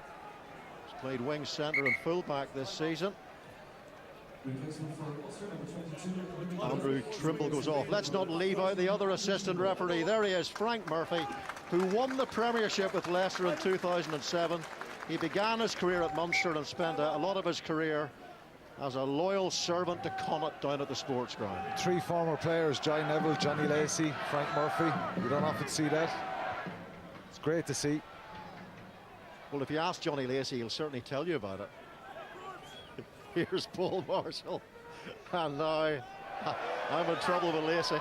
There goes Paul Marshall now, and he gets support from Chris Henry. He's driven back hard by that relentless Leinster defence, and Noel Reid was involved in there. Here is Pienaar. Ulster 72% possession this second half, but 0 points. Both sides playing into the wind have enjoyed the bulk of possession. Carried on by Louis Ludik, the former Shark, the South African, to another South African, 88 times cap, Ruan Pienaar, bouncing awkwardly for Ethan Athewa. I think what we're seeing is a lot of individual play from Ulster players, and at sometimes it's working. We saw it there with that kick, but on the whole, I don't see what they're trying to do. I don't see their pattern. It doesn't seem to be formalised. I think that was a confusion there. Sean O'Brien coming through, and Marshall, he was quite legal there. Ulster looking for a penalty, and they've been reacting, looking for stuff to happen rather than making it happen. They've been much better in the second half, a lot more possession, and certainly the word passion and heart, they've shown a lot more of it. They haven't been accurate throughout this whole game, but definitely the effort level has increased, and mainly because they've been dominated throughout the whole game by Leinster. You don't want Pienaar running at Sean O'Brien, because what will happen is what we saw happen there. He'll get smashed, and there's potential for a turnover. Well, it's all going very well for Leinster. I suspect they will be hoping to gain a try bonus point eventually in the last 20 minutes. So let's hear how they're feeling Leinster-wise with John Fogarty. He's with Graham Simmons. Mark, thank you very much. John, what's impressing you the more, the 22 points you've scored or the 0 you haven't conceded? I think it has to be the 0 we haven't conceded right now. We've pushed them off the try line a couple of times now, and that's really, really important that we don't give them a foothold in the game. Trouble is, you're giving away a few too many penalties at the moment. There have been 5 since the half-time break. A sin bin as well. You need to get this back on track if you're going to get a bonus point. Yeah, I mean, that's the message coming down from Leo at the moment. We need to be disciplined, and when we get opportunities, be nice and accurate. And how important is it that you get that bonus point, John? Oh, look, we're all scrapping hard. We're third at the moment in the league. It's vital that we get the penalty. Absolutely, yeah. You can hear Leo in my ear. Is it repeatable? Is it what? Sorry? Is it repeatable? What are you saying in your ear right now, Leo Cullen? Yeah, he's consistently saying it now, so there needs to be a strong message to go onto the pitch. It's not good enough. All right, John, thank you very much for your time. The secret whispers of Leo Cullen. He wasn't telling us what he was saying in his ear, though, was he? He wasn't, I'm sure it wasn't, there weren't any niceties there, and Piato here, you can see him, and that's where he just hasn't got the ball today. World-class player, if he gets that space, that possession, and unfortunately from an Ulster point of view, he just hasn't got a lot of ball, a lot of possession. No, we haven't seen him get too many opportunities to beat defenders, and another turnover from Leinster.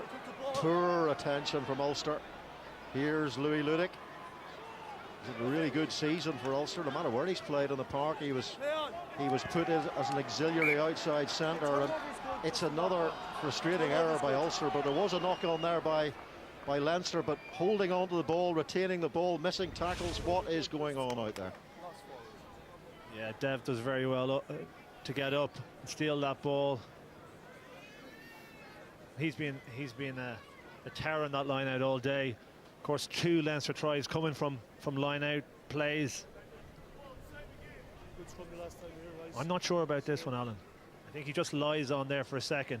No, not Porter, who goes on the ball really well, but I just think Van der Fleer just makes a nuisance of himself, maybe illegally. He certainly doesn't move away quick enough.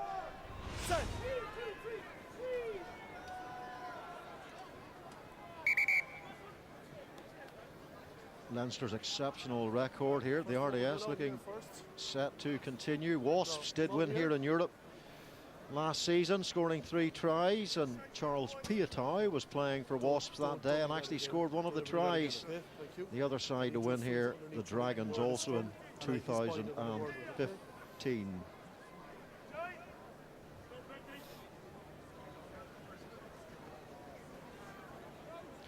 Leinster 5 try bonus points in the Pro 12 this season, and they will be desperate to make it number 6 today. 3 tries scored so far. And Leinster after Ulster in terms of the Pro 12. It's Zebra here next Friday, then Treviso away, then Edinburgh at the RTS. So if tonight goes well, Leinster could be in a very strong position post the Italian double-header and the Scottish visit.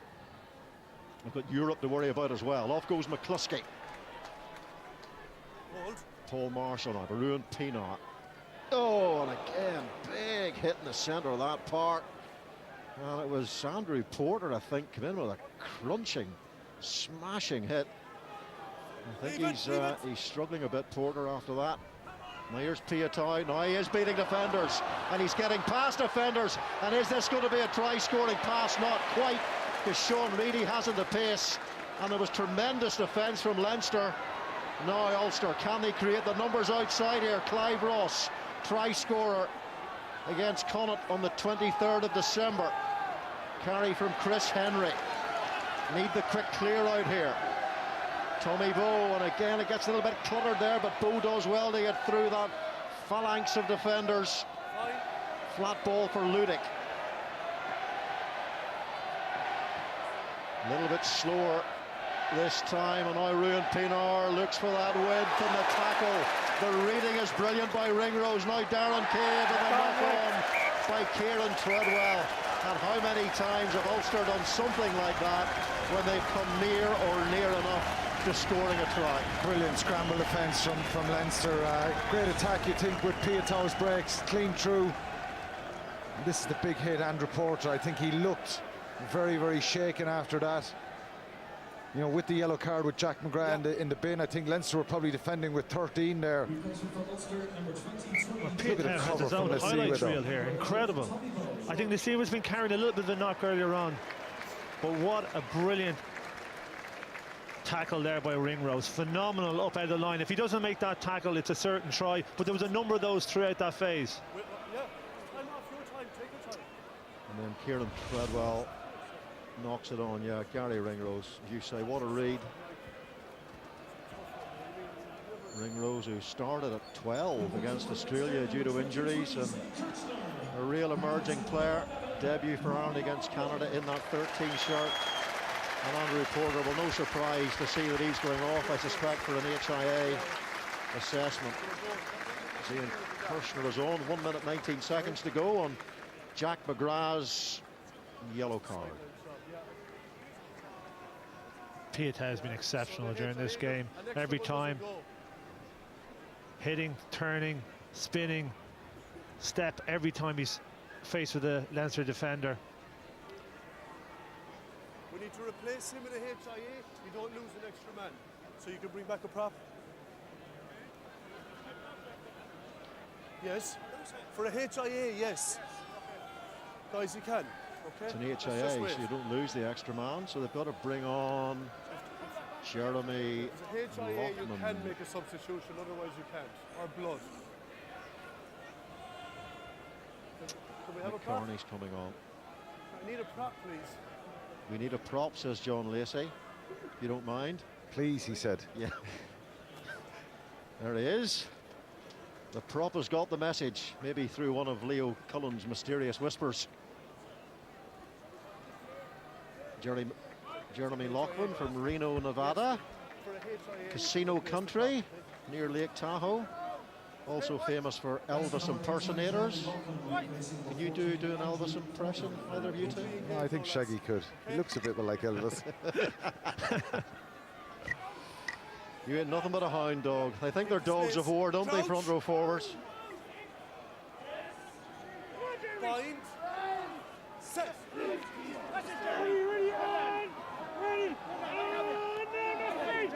Jamison Gibson Park, understudy TJ Perenara, the Hurricanes, winners of the Super Rugby title this season. Was that slightly high from Pinar on Noel Reid?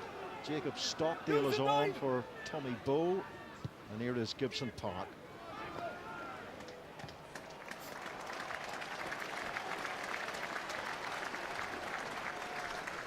So Ulster still managing not to score any points at all during the McGrath sin bin. Yeah, Rory's gone off, but that was an exceptional try from him starting off, and I think that man, McGrath, played very well today. Yeah, I think he was super. I think Leinster's accuracy at the breakdown just presents the ball really well, and Luke McGrath gets the ball away really, really quickly. And you can go and play, and in contrast, Paul Marshall has been digging a little bit throughout the whole game to try and get that ball and get it into Pinar's hands quickly. Another mini catastrophe. Line out wise for Ulster, losing yet another ball. I just suspect now there will be a lot of frustration in this Leinster camp if they cannot rack up that 6th try bonus point in the league of the season. Noel Reid puts the ball through. Nathaniel was off chasing it. And Leinster, they won't play another side in the current top 5 until the 4th of March, which is 4 league games away. So Leinster could be in a really juicy position in this league by the end of February. Paul Marshall to Pinar. Now here is Jacob Stockdale, another one of those players who starred at the World Junior Championships. Pinar for Stuart McCluskey, and now it's Charles Piatow. Ethan Athewa affects the tackle. Here's Pinar, carried on by Johnny Simpson. Coming out quickly from defence there was Noel Reid, but he missed the tackle. Leave it down, leave it down. Ulster get the penalty. Just a penalty, same as first half. Penalty only.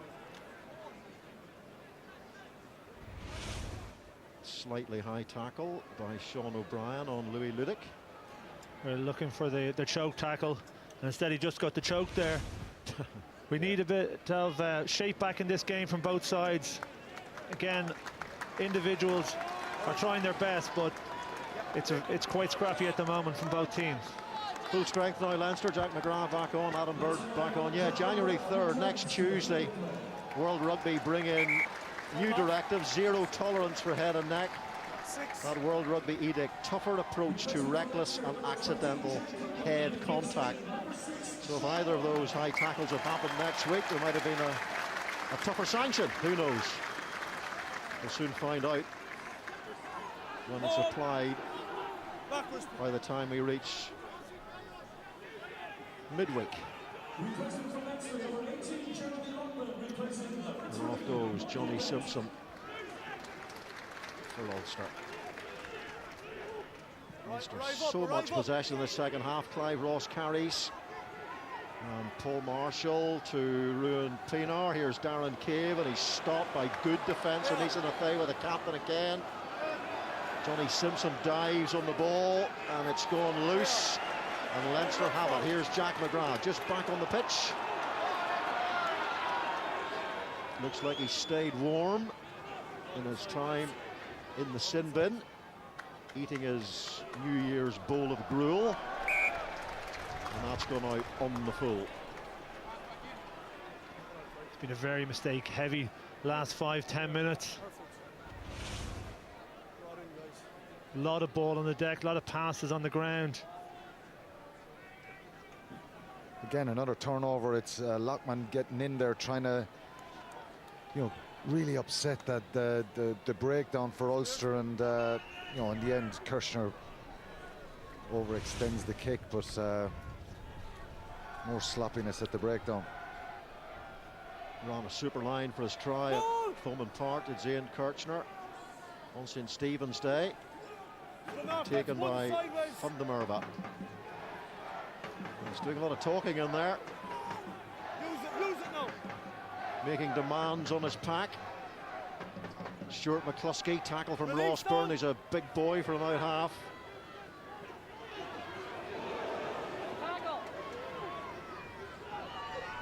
Good carry by Johnny Simpson. Really hit the ball hard there, didn't he? Four moves.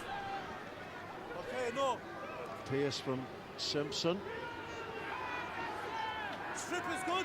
And Leinster, if they turned the ball over again here, the ball was stripped out there. So yeah, Leinster, yet another turnover from the boys in blue. Yeah, and Ringrose has been identifying those opportunities all day. He did one against Teatau a little bit earlier on, another one there against big ball carrying. I think it's quite easy to identify a lot of the Ulster carriers at the moment because they're running one out. Yes, they're running more aggressively than they were in the first half. And that man in particular was carrying well, Johnny Simpson.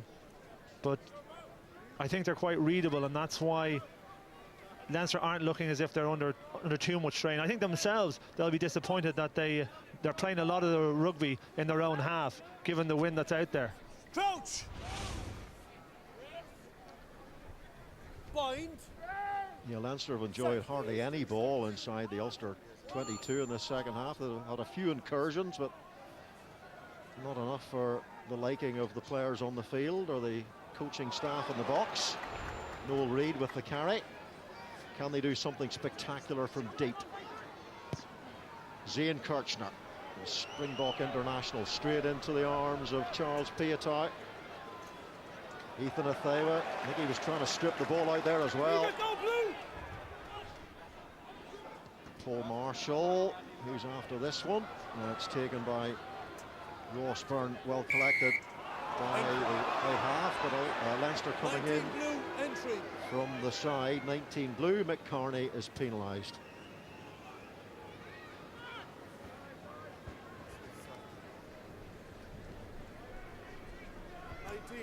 Side entry from the other side. Leinster won 7 of the last 9 league games. The 2 losses in that run were at the Scarlets, 38-29, a sizzler of a game. And at Thomond on St. Stephen's Day, 29 points to 17. A bonus point victory there for Munster. Simple offence, I got to let someone walk.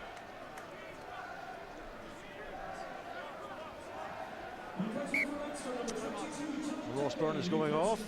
Tom Daly is his replacement. Got to make sure that Ross Byrne stays fit, as they are without Johnny Sexton and Cathal Marsh and Joey Carberry, although we hear Sexton is now quite close to full fitness.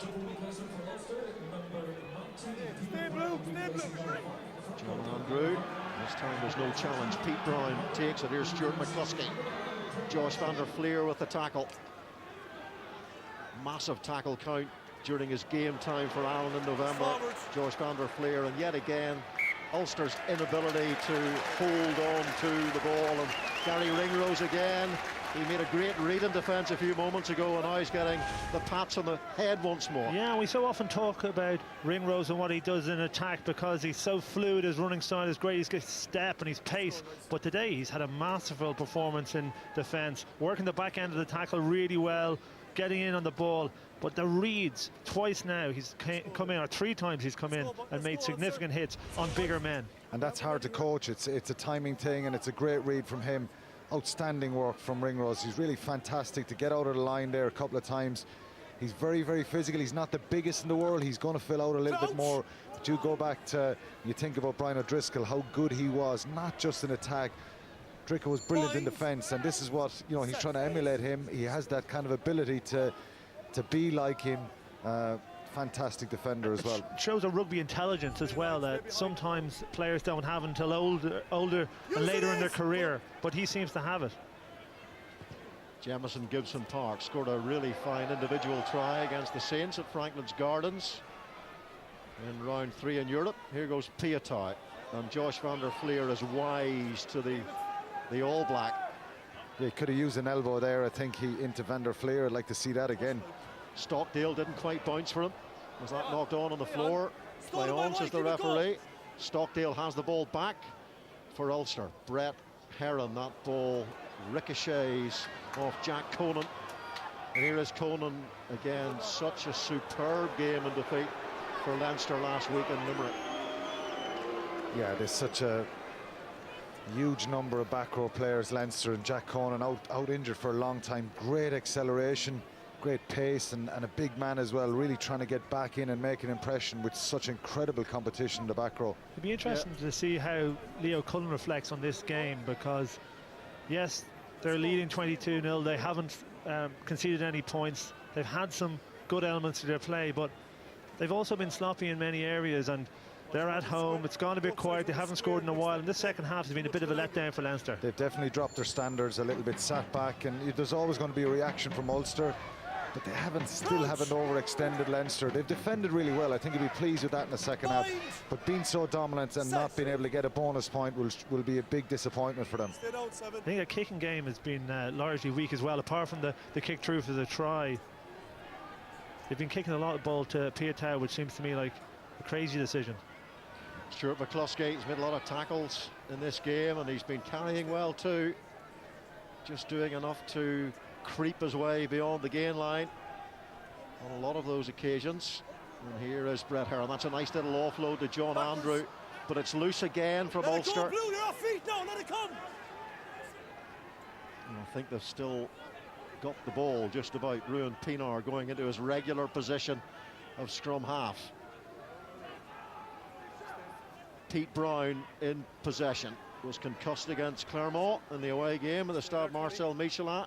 Recovered from that, the inside ball for Charles Piatai, and at last somebody has switched the lights on, and it's Charles Piatai who delivers the score for Ulster. Well, entirely deserved by that man. He's been the standout Ulster player for the entire match. He's got more touches than anyone in the back three. He's been hungry for the ball and been really smart in this play. Look the way he disguises where he comes from, and this is pure understanding from these two. Good by Pinar, leaves a no-look pass.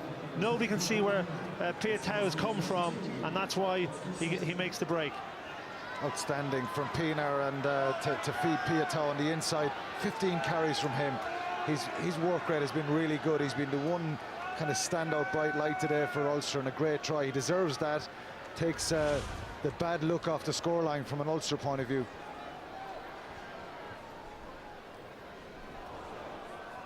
Restart from Tom Daly. just his 5th appearance for Leinster.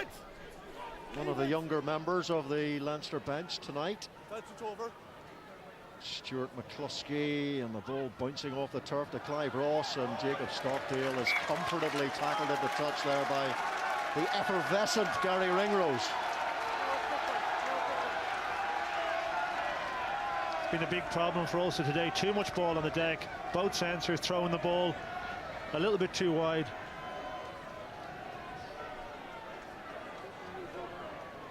More whispers. We've heard Leo's whispers. Now whispers from Jack McGrath to Rickard Strauss, another of Leinster's try scorers in Limerick. Mick Carney takes the ball. Carney, who started the Pro 12 final for Leinster against Connacht last May. They're going to get a chance to get this try bonus point at the death. Noel Reid sets the ball. No way through for Gary Ringrose. Watch the head. Noel Reid now to Mick Carney. Stuart McCluskey tries to hold him up in there.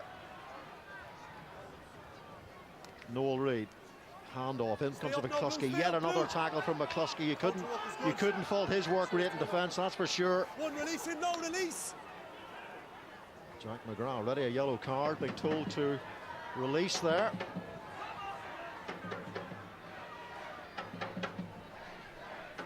Teenar.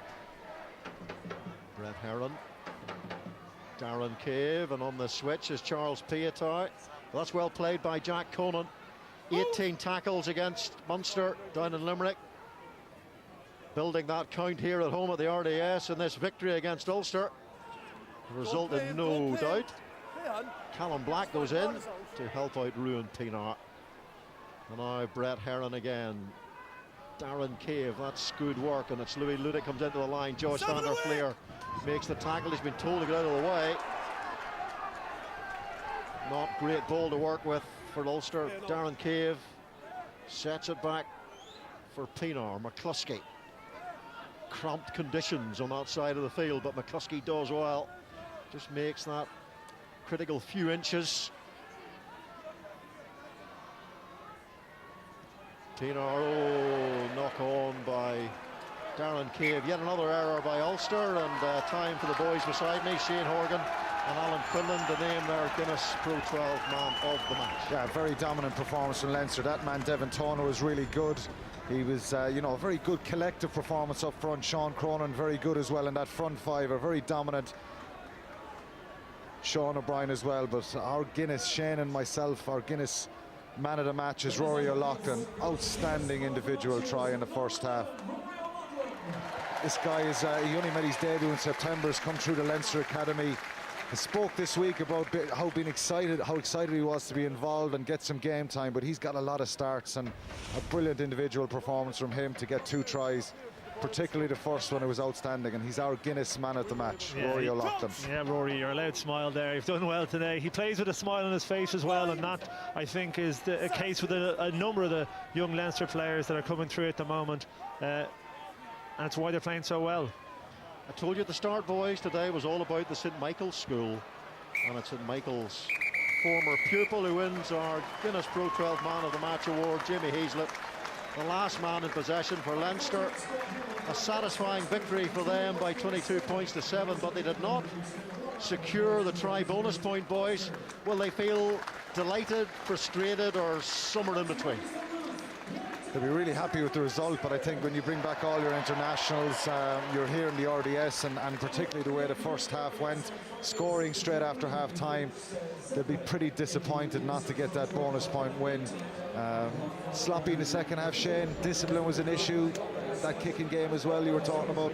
Yeah, I don't think Leinster they'll be happy to some degree, but it was certainly far from a complete performance. It was an opportunity, as you say, to get 5 points. They don't happen too often. They didn't get it, and I think there'll be a tough review on Monday morning. Yeah, they lost the second half, 7-5. I mean, how did that happen? Because they were so dominant in that first 40. I just think they sat back a little bit, got a bit sloppy themselves, and Ulster reacted. In fairness, we questioned that desire and that kind of work rate, and it was really poor for 50 minutes. They did try their best then. They were lacking a little bit of quality, some ball carriers, and they have a tough couple of weeks now. They've, you know, they're away to Scarlets, then away to Exeter. To keep that European option of trying to getting out of the group, and then they've got Bordeaux at home, so they've a tough couple of weeks. It's a difficult place to come to here to the RDS with a very strong Leinster team. On the other hand, Leinster, as I said, a little bit frustrated not to get that. They should pick up the bonus point win next week, which will set them up for Leinster Montpellier here in Europe, and then they got to go away to Cass, so they're in a very, very strong position, Leinster. So it was a Leinster victory, and it was a Leinster man who won the man of the match, Rory O'Loughlin, and he's with Graham Simmons. Mark, thank you very much indeed. Rory, that's a New Year's Eve you are not going to forget in a hurry, are you? Yeah, no, delighted to get a few tries there. It's a great way to end 2016, but listen, it was crucial we came back and won there, and after the disappointment on Stephen's Day. So first of all, it's great to get the win, but there's loads we can still work on. Disappointed not to get the 4th try in the bonus, seeing as we scored so early in the second half. But again, we got the win, and that's what we came for, and there's much to improve on. So will Leo be ticking in the dressing room about the bonus point? I mean, 42 minutes in, you've got 3 tries. Should make it 4, shouldn't you? Yeah, I'm sure he'll have a few words to say. At half-time, there's a massive emphasis on not taking the foot off the pedal. We started the second half like that. We scored straight away, but then obviously fair play to Ulster. They didn't stop. They put a lot of pressure on us in that second half. Had us camped on our line for a while, so it was hard to get out of there. But again, we will be quite disappointed we didn't get the maximum points out of that. Let's talk about your 2 tries. The first one was an absolute cracker. Obviously, you worked the training ground move to get through the gap, but to what extent are you riding without a script once you're through it?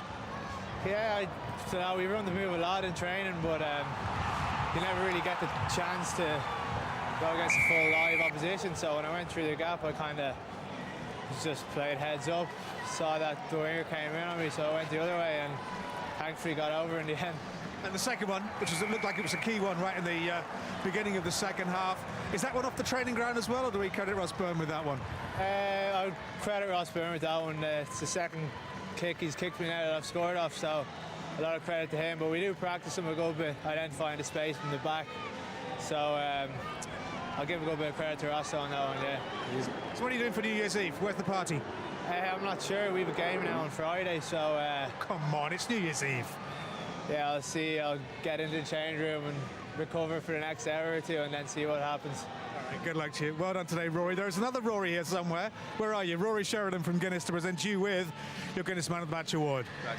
Thanks very much. Match performance. Well, cheers. Very well deserved. Thanks, mate. Congratulations. Happy Christmas. Thank you. Rory times 2. Well played. Thank you. Thanks very much. Well played, young man.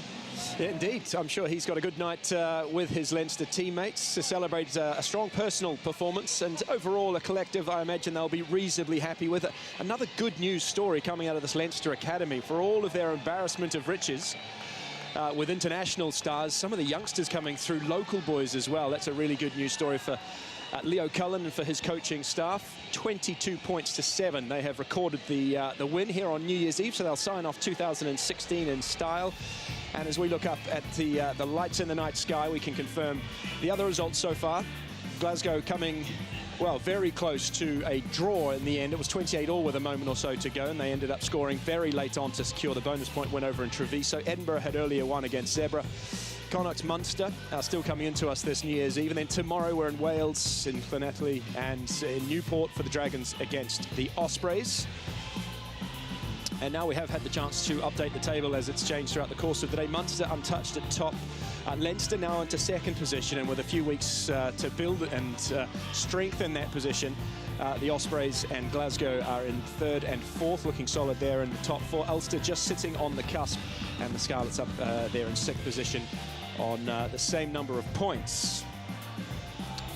Of course, we've got a couple more games coming your way from both Pro 12 and the top 14. Scarlets against the Blues, Toulon Racing 92. All of this coming to you in 2017, but of course just a few hours away from now in the afternoon and evening. And indeed, we've been listening in close range this evening via Player Mic with Luke McGrath. Jamie.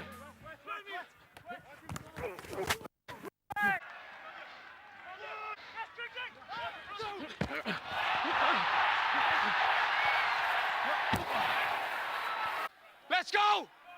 Energy now! Energy! Say Bruno. Hit Hit that!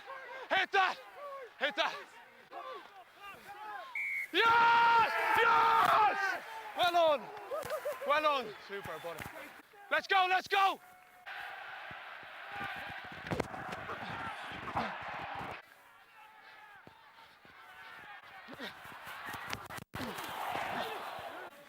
Let's go, buddy.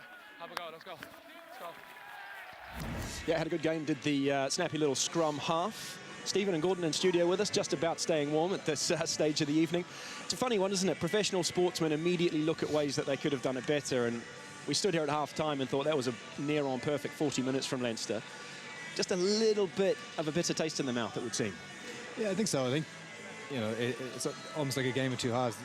Leinster are going to come away from this and look at it and go, they would have liked to walk away with the try bonus. Ulster are probably going to look at the first half and go, you know, the Tommy Bowe pop, that opportunity pops up into his hand. The Piatet try, the two missed penalty kicks. There's a lot of what ifs in that game. Yeah, I think from the Leinster point of view, they're going to be very disappointed with how they finished the second half. They never really got into opportunities to get into the Ulster half and get them into what they did in the first half of pinning them in the corner. They never really got those opportunities. They didn't come up. They either dropped the ball or gave it back to Ulster. Yeah, one of those games that sort of lost a bit of shape, didn't it, in the second half? How do you feel, Stephen? Because I know that at half-time you weren't best pleased. Yeah, I don't know if Ulster were better in the second half or Leinster were just very, very poor in the second half. You know, their discipline, I don't know what the penalty count was in the second half, to let Ulster get the possession that they really wanted. But, you know, 7 points, I think maybe 70% possession in the second half, where Leinster scored 22, was it 15, 17 in the first half? So sure. It's just the difference between those two sides. Although Ulster, I think, and you know, there's a little bit more heart shown. They carried the ball hard in the second half. I think there was some of the young guys, like Johnny Simpson coming off the bench, carried the ball hard. You know, the bench did make a bit of an impact. And you know, Andrew Trimble being captain, I think it was Alan Quinlan alluded to it in commentary about, you know, Rory Best being in the referee's ear and trying to get him to sway decisions. And that didn't really have an impact at all in the first half until Andrew went off. And I just think that, you know, there's a couple of big games coming up, and we really need to take a few positives out of the second half performance that we showed there today. Sure. And draw a line in the sand with the first half. Certainly. Chance to move on perhaps in 2017. First of all, though, let's hear from Andrew Trimble, speaking with Graham. Andrew, commiserations. Stephen Ferris in our studio at half-time, and I emphasise he was talking at half-time about the first half, said no heart, no passion. And was Les Kiss saying much the same in the dressing room? No, I wouldn't go that far, to be honest. You know, we got caught out a couple of times in the first half. You know, Leinster had a lot of possession and they were very clinical with it. We had probably the same amount of possession in the second half, and we weren't as clinical. So that's why this is such a tough place to come, because they score tries, they put you under pressure, and they take their opportunities. So, yeah, there's definitely a lot of things to work on, but you know, obviously we showed a lot of heart at the end, a lot of courage coming back into the game, and, you know, fighting to 80 minutes, so pleased with that. How much of a frustration is it, Andy, that when you play that well for the second half and you think, if only we'd done that in the first? Yeah, absolutely. I think that's, you know, maybe just the nature of the breeze in the first half. You think that's going to do the job for you, but you got to play some rugby. You got to dig deep in the second half, and I think you're aware that if you turn over the ball, you're right down back in your own line again. So yeah, it's important to have that mindset the whole way through the game and try and threaten and play with pace, play with width, get our shape. We did that in phases, but we didn't finish it off. Commiserations, Andrew. Happy New Year. Cheers, you too. Thanks. Thanks, fella. Yeah, I guess it's important to bring into the discussion the number of players with serious leadership experience who weren't available this evening by choice. I mean, this is that protocol that we spoke a little bit about beforehand, the Irish Rugby Union imposing that. So that was the risk that Les Kiss ran by not picking some of the guys for a big game like this? Yeah, you know, I think they have to rest a certain amount of their internationals over the course of the 2 or 3 weekends that they have, and they decided to rest 4 of their key players tonight. They went fully loaded last week against Connacht, but it's good to see Andrew Trimble back again after injury, bring back experience. Tommy Bowe came into a bit of form against Claremont away. So yes, there was a lot of leadership out there on the pitch.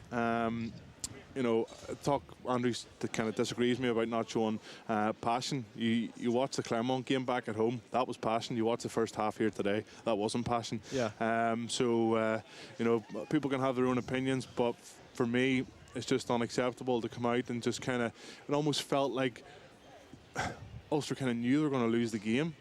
You know, people are texting and tweeting me saying, yeah, it's all, the first half performance is as if Ulster kind of knew they were going to leave, you know, getting beaten, which is never kind of what you want to put out there for people to watch. As former players watching on as close to the games and the teams as you guys still are, I mean, can you sense it when there's a momentum, or whether a team's sort of just not in it, in that intangible kind of heart? Yeah, I think like it's that really horrible feeling when you've been in a game and you're warming up and you just know it's not there. You can kind of see that, like, and you know, hindsight is 20/20.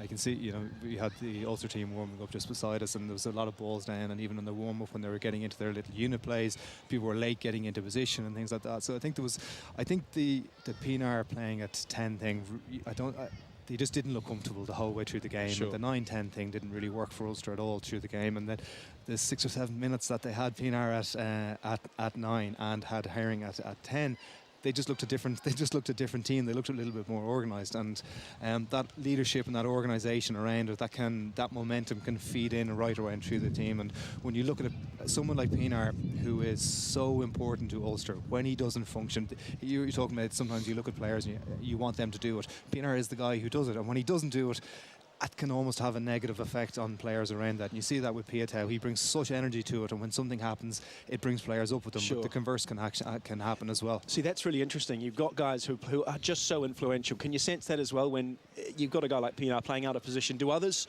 sort of just look to him? And if he's having an off day, he's only human at the end of the day, but if he's having an off day, there is that sort of rudderless sense about the play?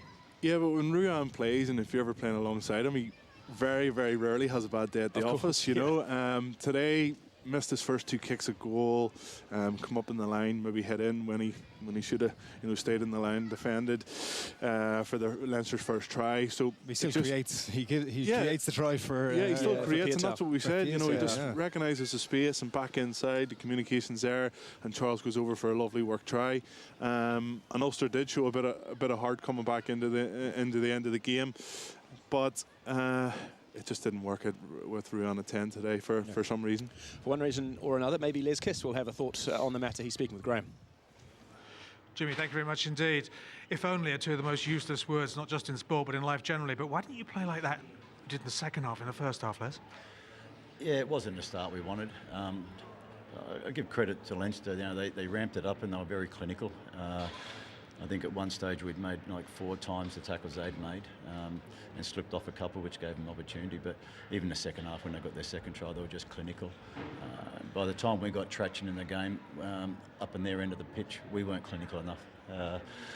But we kept them away from that bonus point that they were probably after. You know, a couple of positives. Johnny Simpson came on and really did a good job for a debut. But look, we're disappointed, but you know, we expected nothing less from Leinster. They've been doing that to teams all year here. We expected it to be a game of 2 halves. I mean, you said as much right at the beginning of the game. I didn't expect it to be a game where the team playing into the win was the one that was actually on top. But what did you say at half-time to try and fix things up, Les? Look, we're being physical, but I just think we're being outsmarted a couple of times. You know, they're getting to the edge of our defence. People were squaring in and giving them access to the edge channel, and then that had narrow our line in there, so the kicking game came into play a little bit more. You know, I just said we had to make sure we were more clinical. Unfortunately, we just weren't in that second half. And in terms of looking forward to the end of the season, I mean, what's going to ensure that Ulster are right up there and fighting and scrapping for the main prize? I mean, does today taught you that you need your leaders on the pitch? Yeah, look, we had to lean on the squad a bit, but that's the nature of this time of year. I thought a number of them stood up. When we get our full squad together, you know, next week, we've got to do a job in Scarlets, you know, to make sure we stay in touch.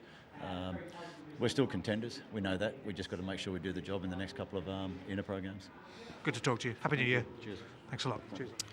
Yep, plenty of work to do for Les Kiss and for Ulster, and lest we forget that Europe returns, and for both of these sides there are hopes and expectations, and so a big few weeks coming up for them. We can see there from Ulster's perspective, they're away to the Scarlets, away to Exeter, home to Bordeaux. So I mean, in that respect, I mean, you mentioned it tonight beforehand. These are important games for more than just competition points as well. When you look at that, yeah, it's huge. And you asked me the question: when was the last time Ulster didn't score?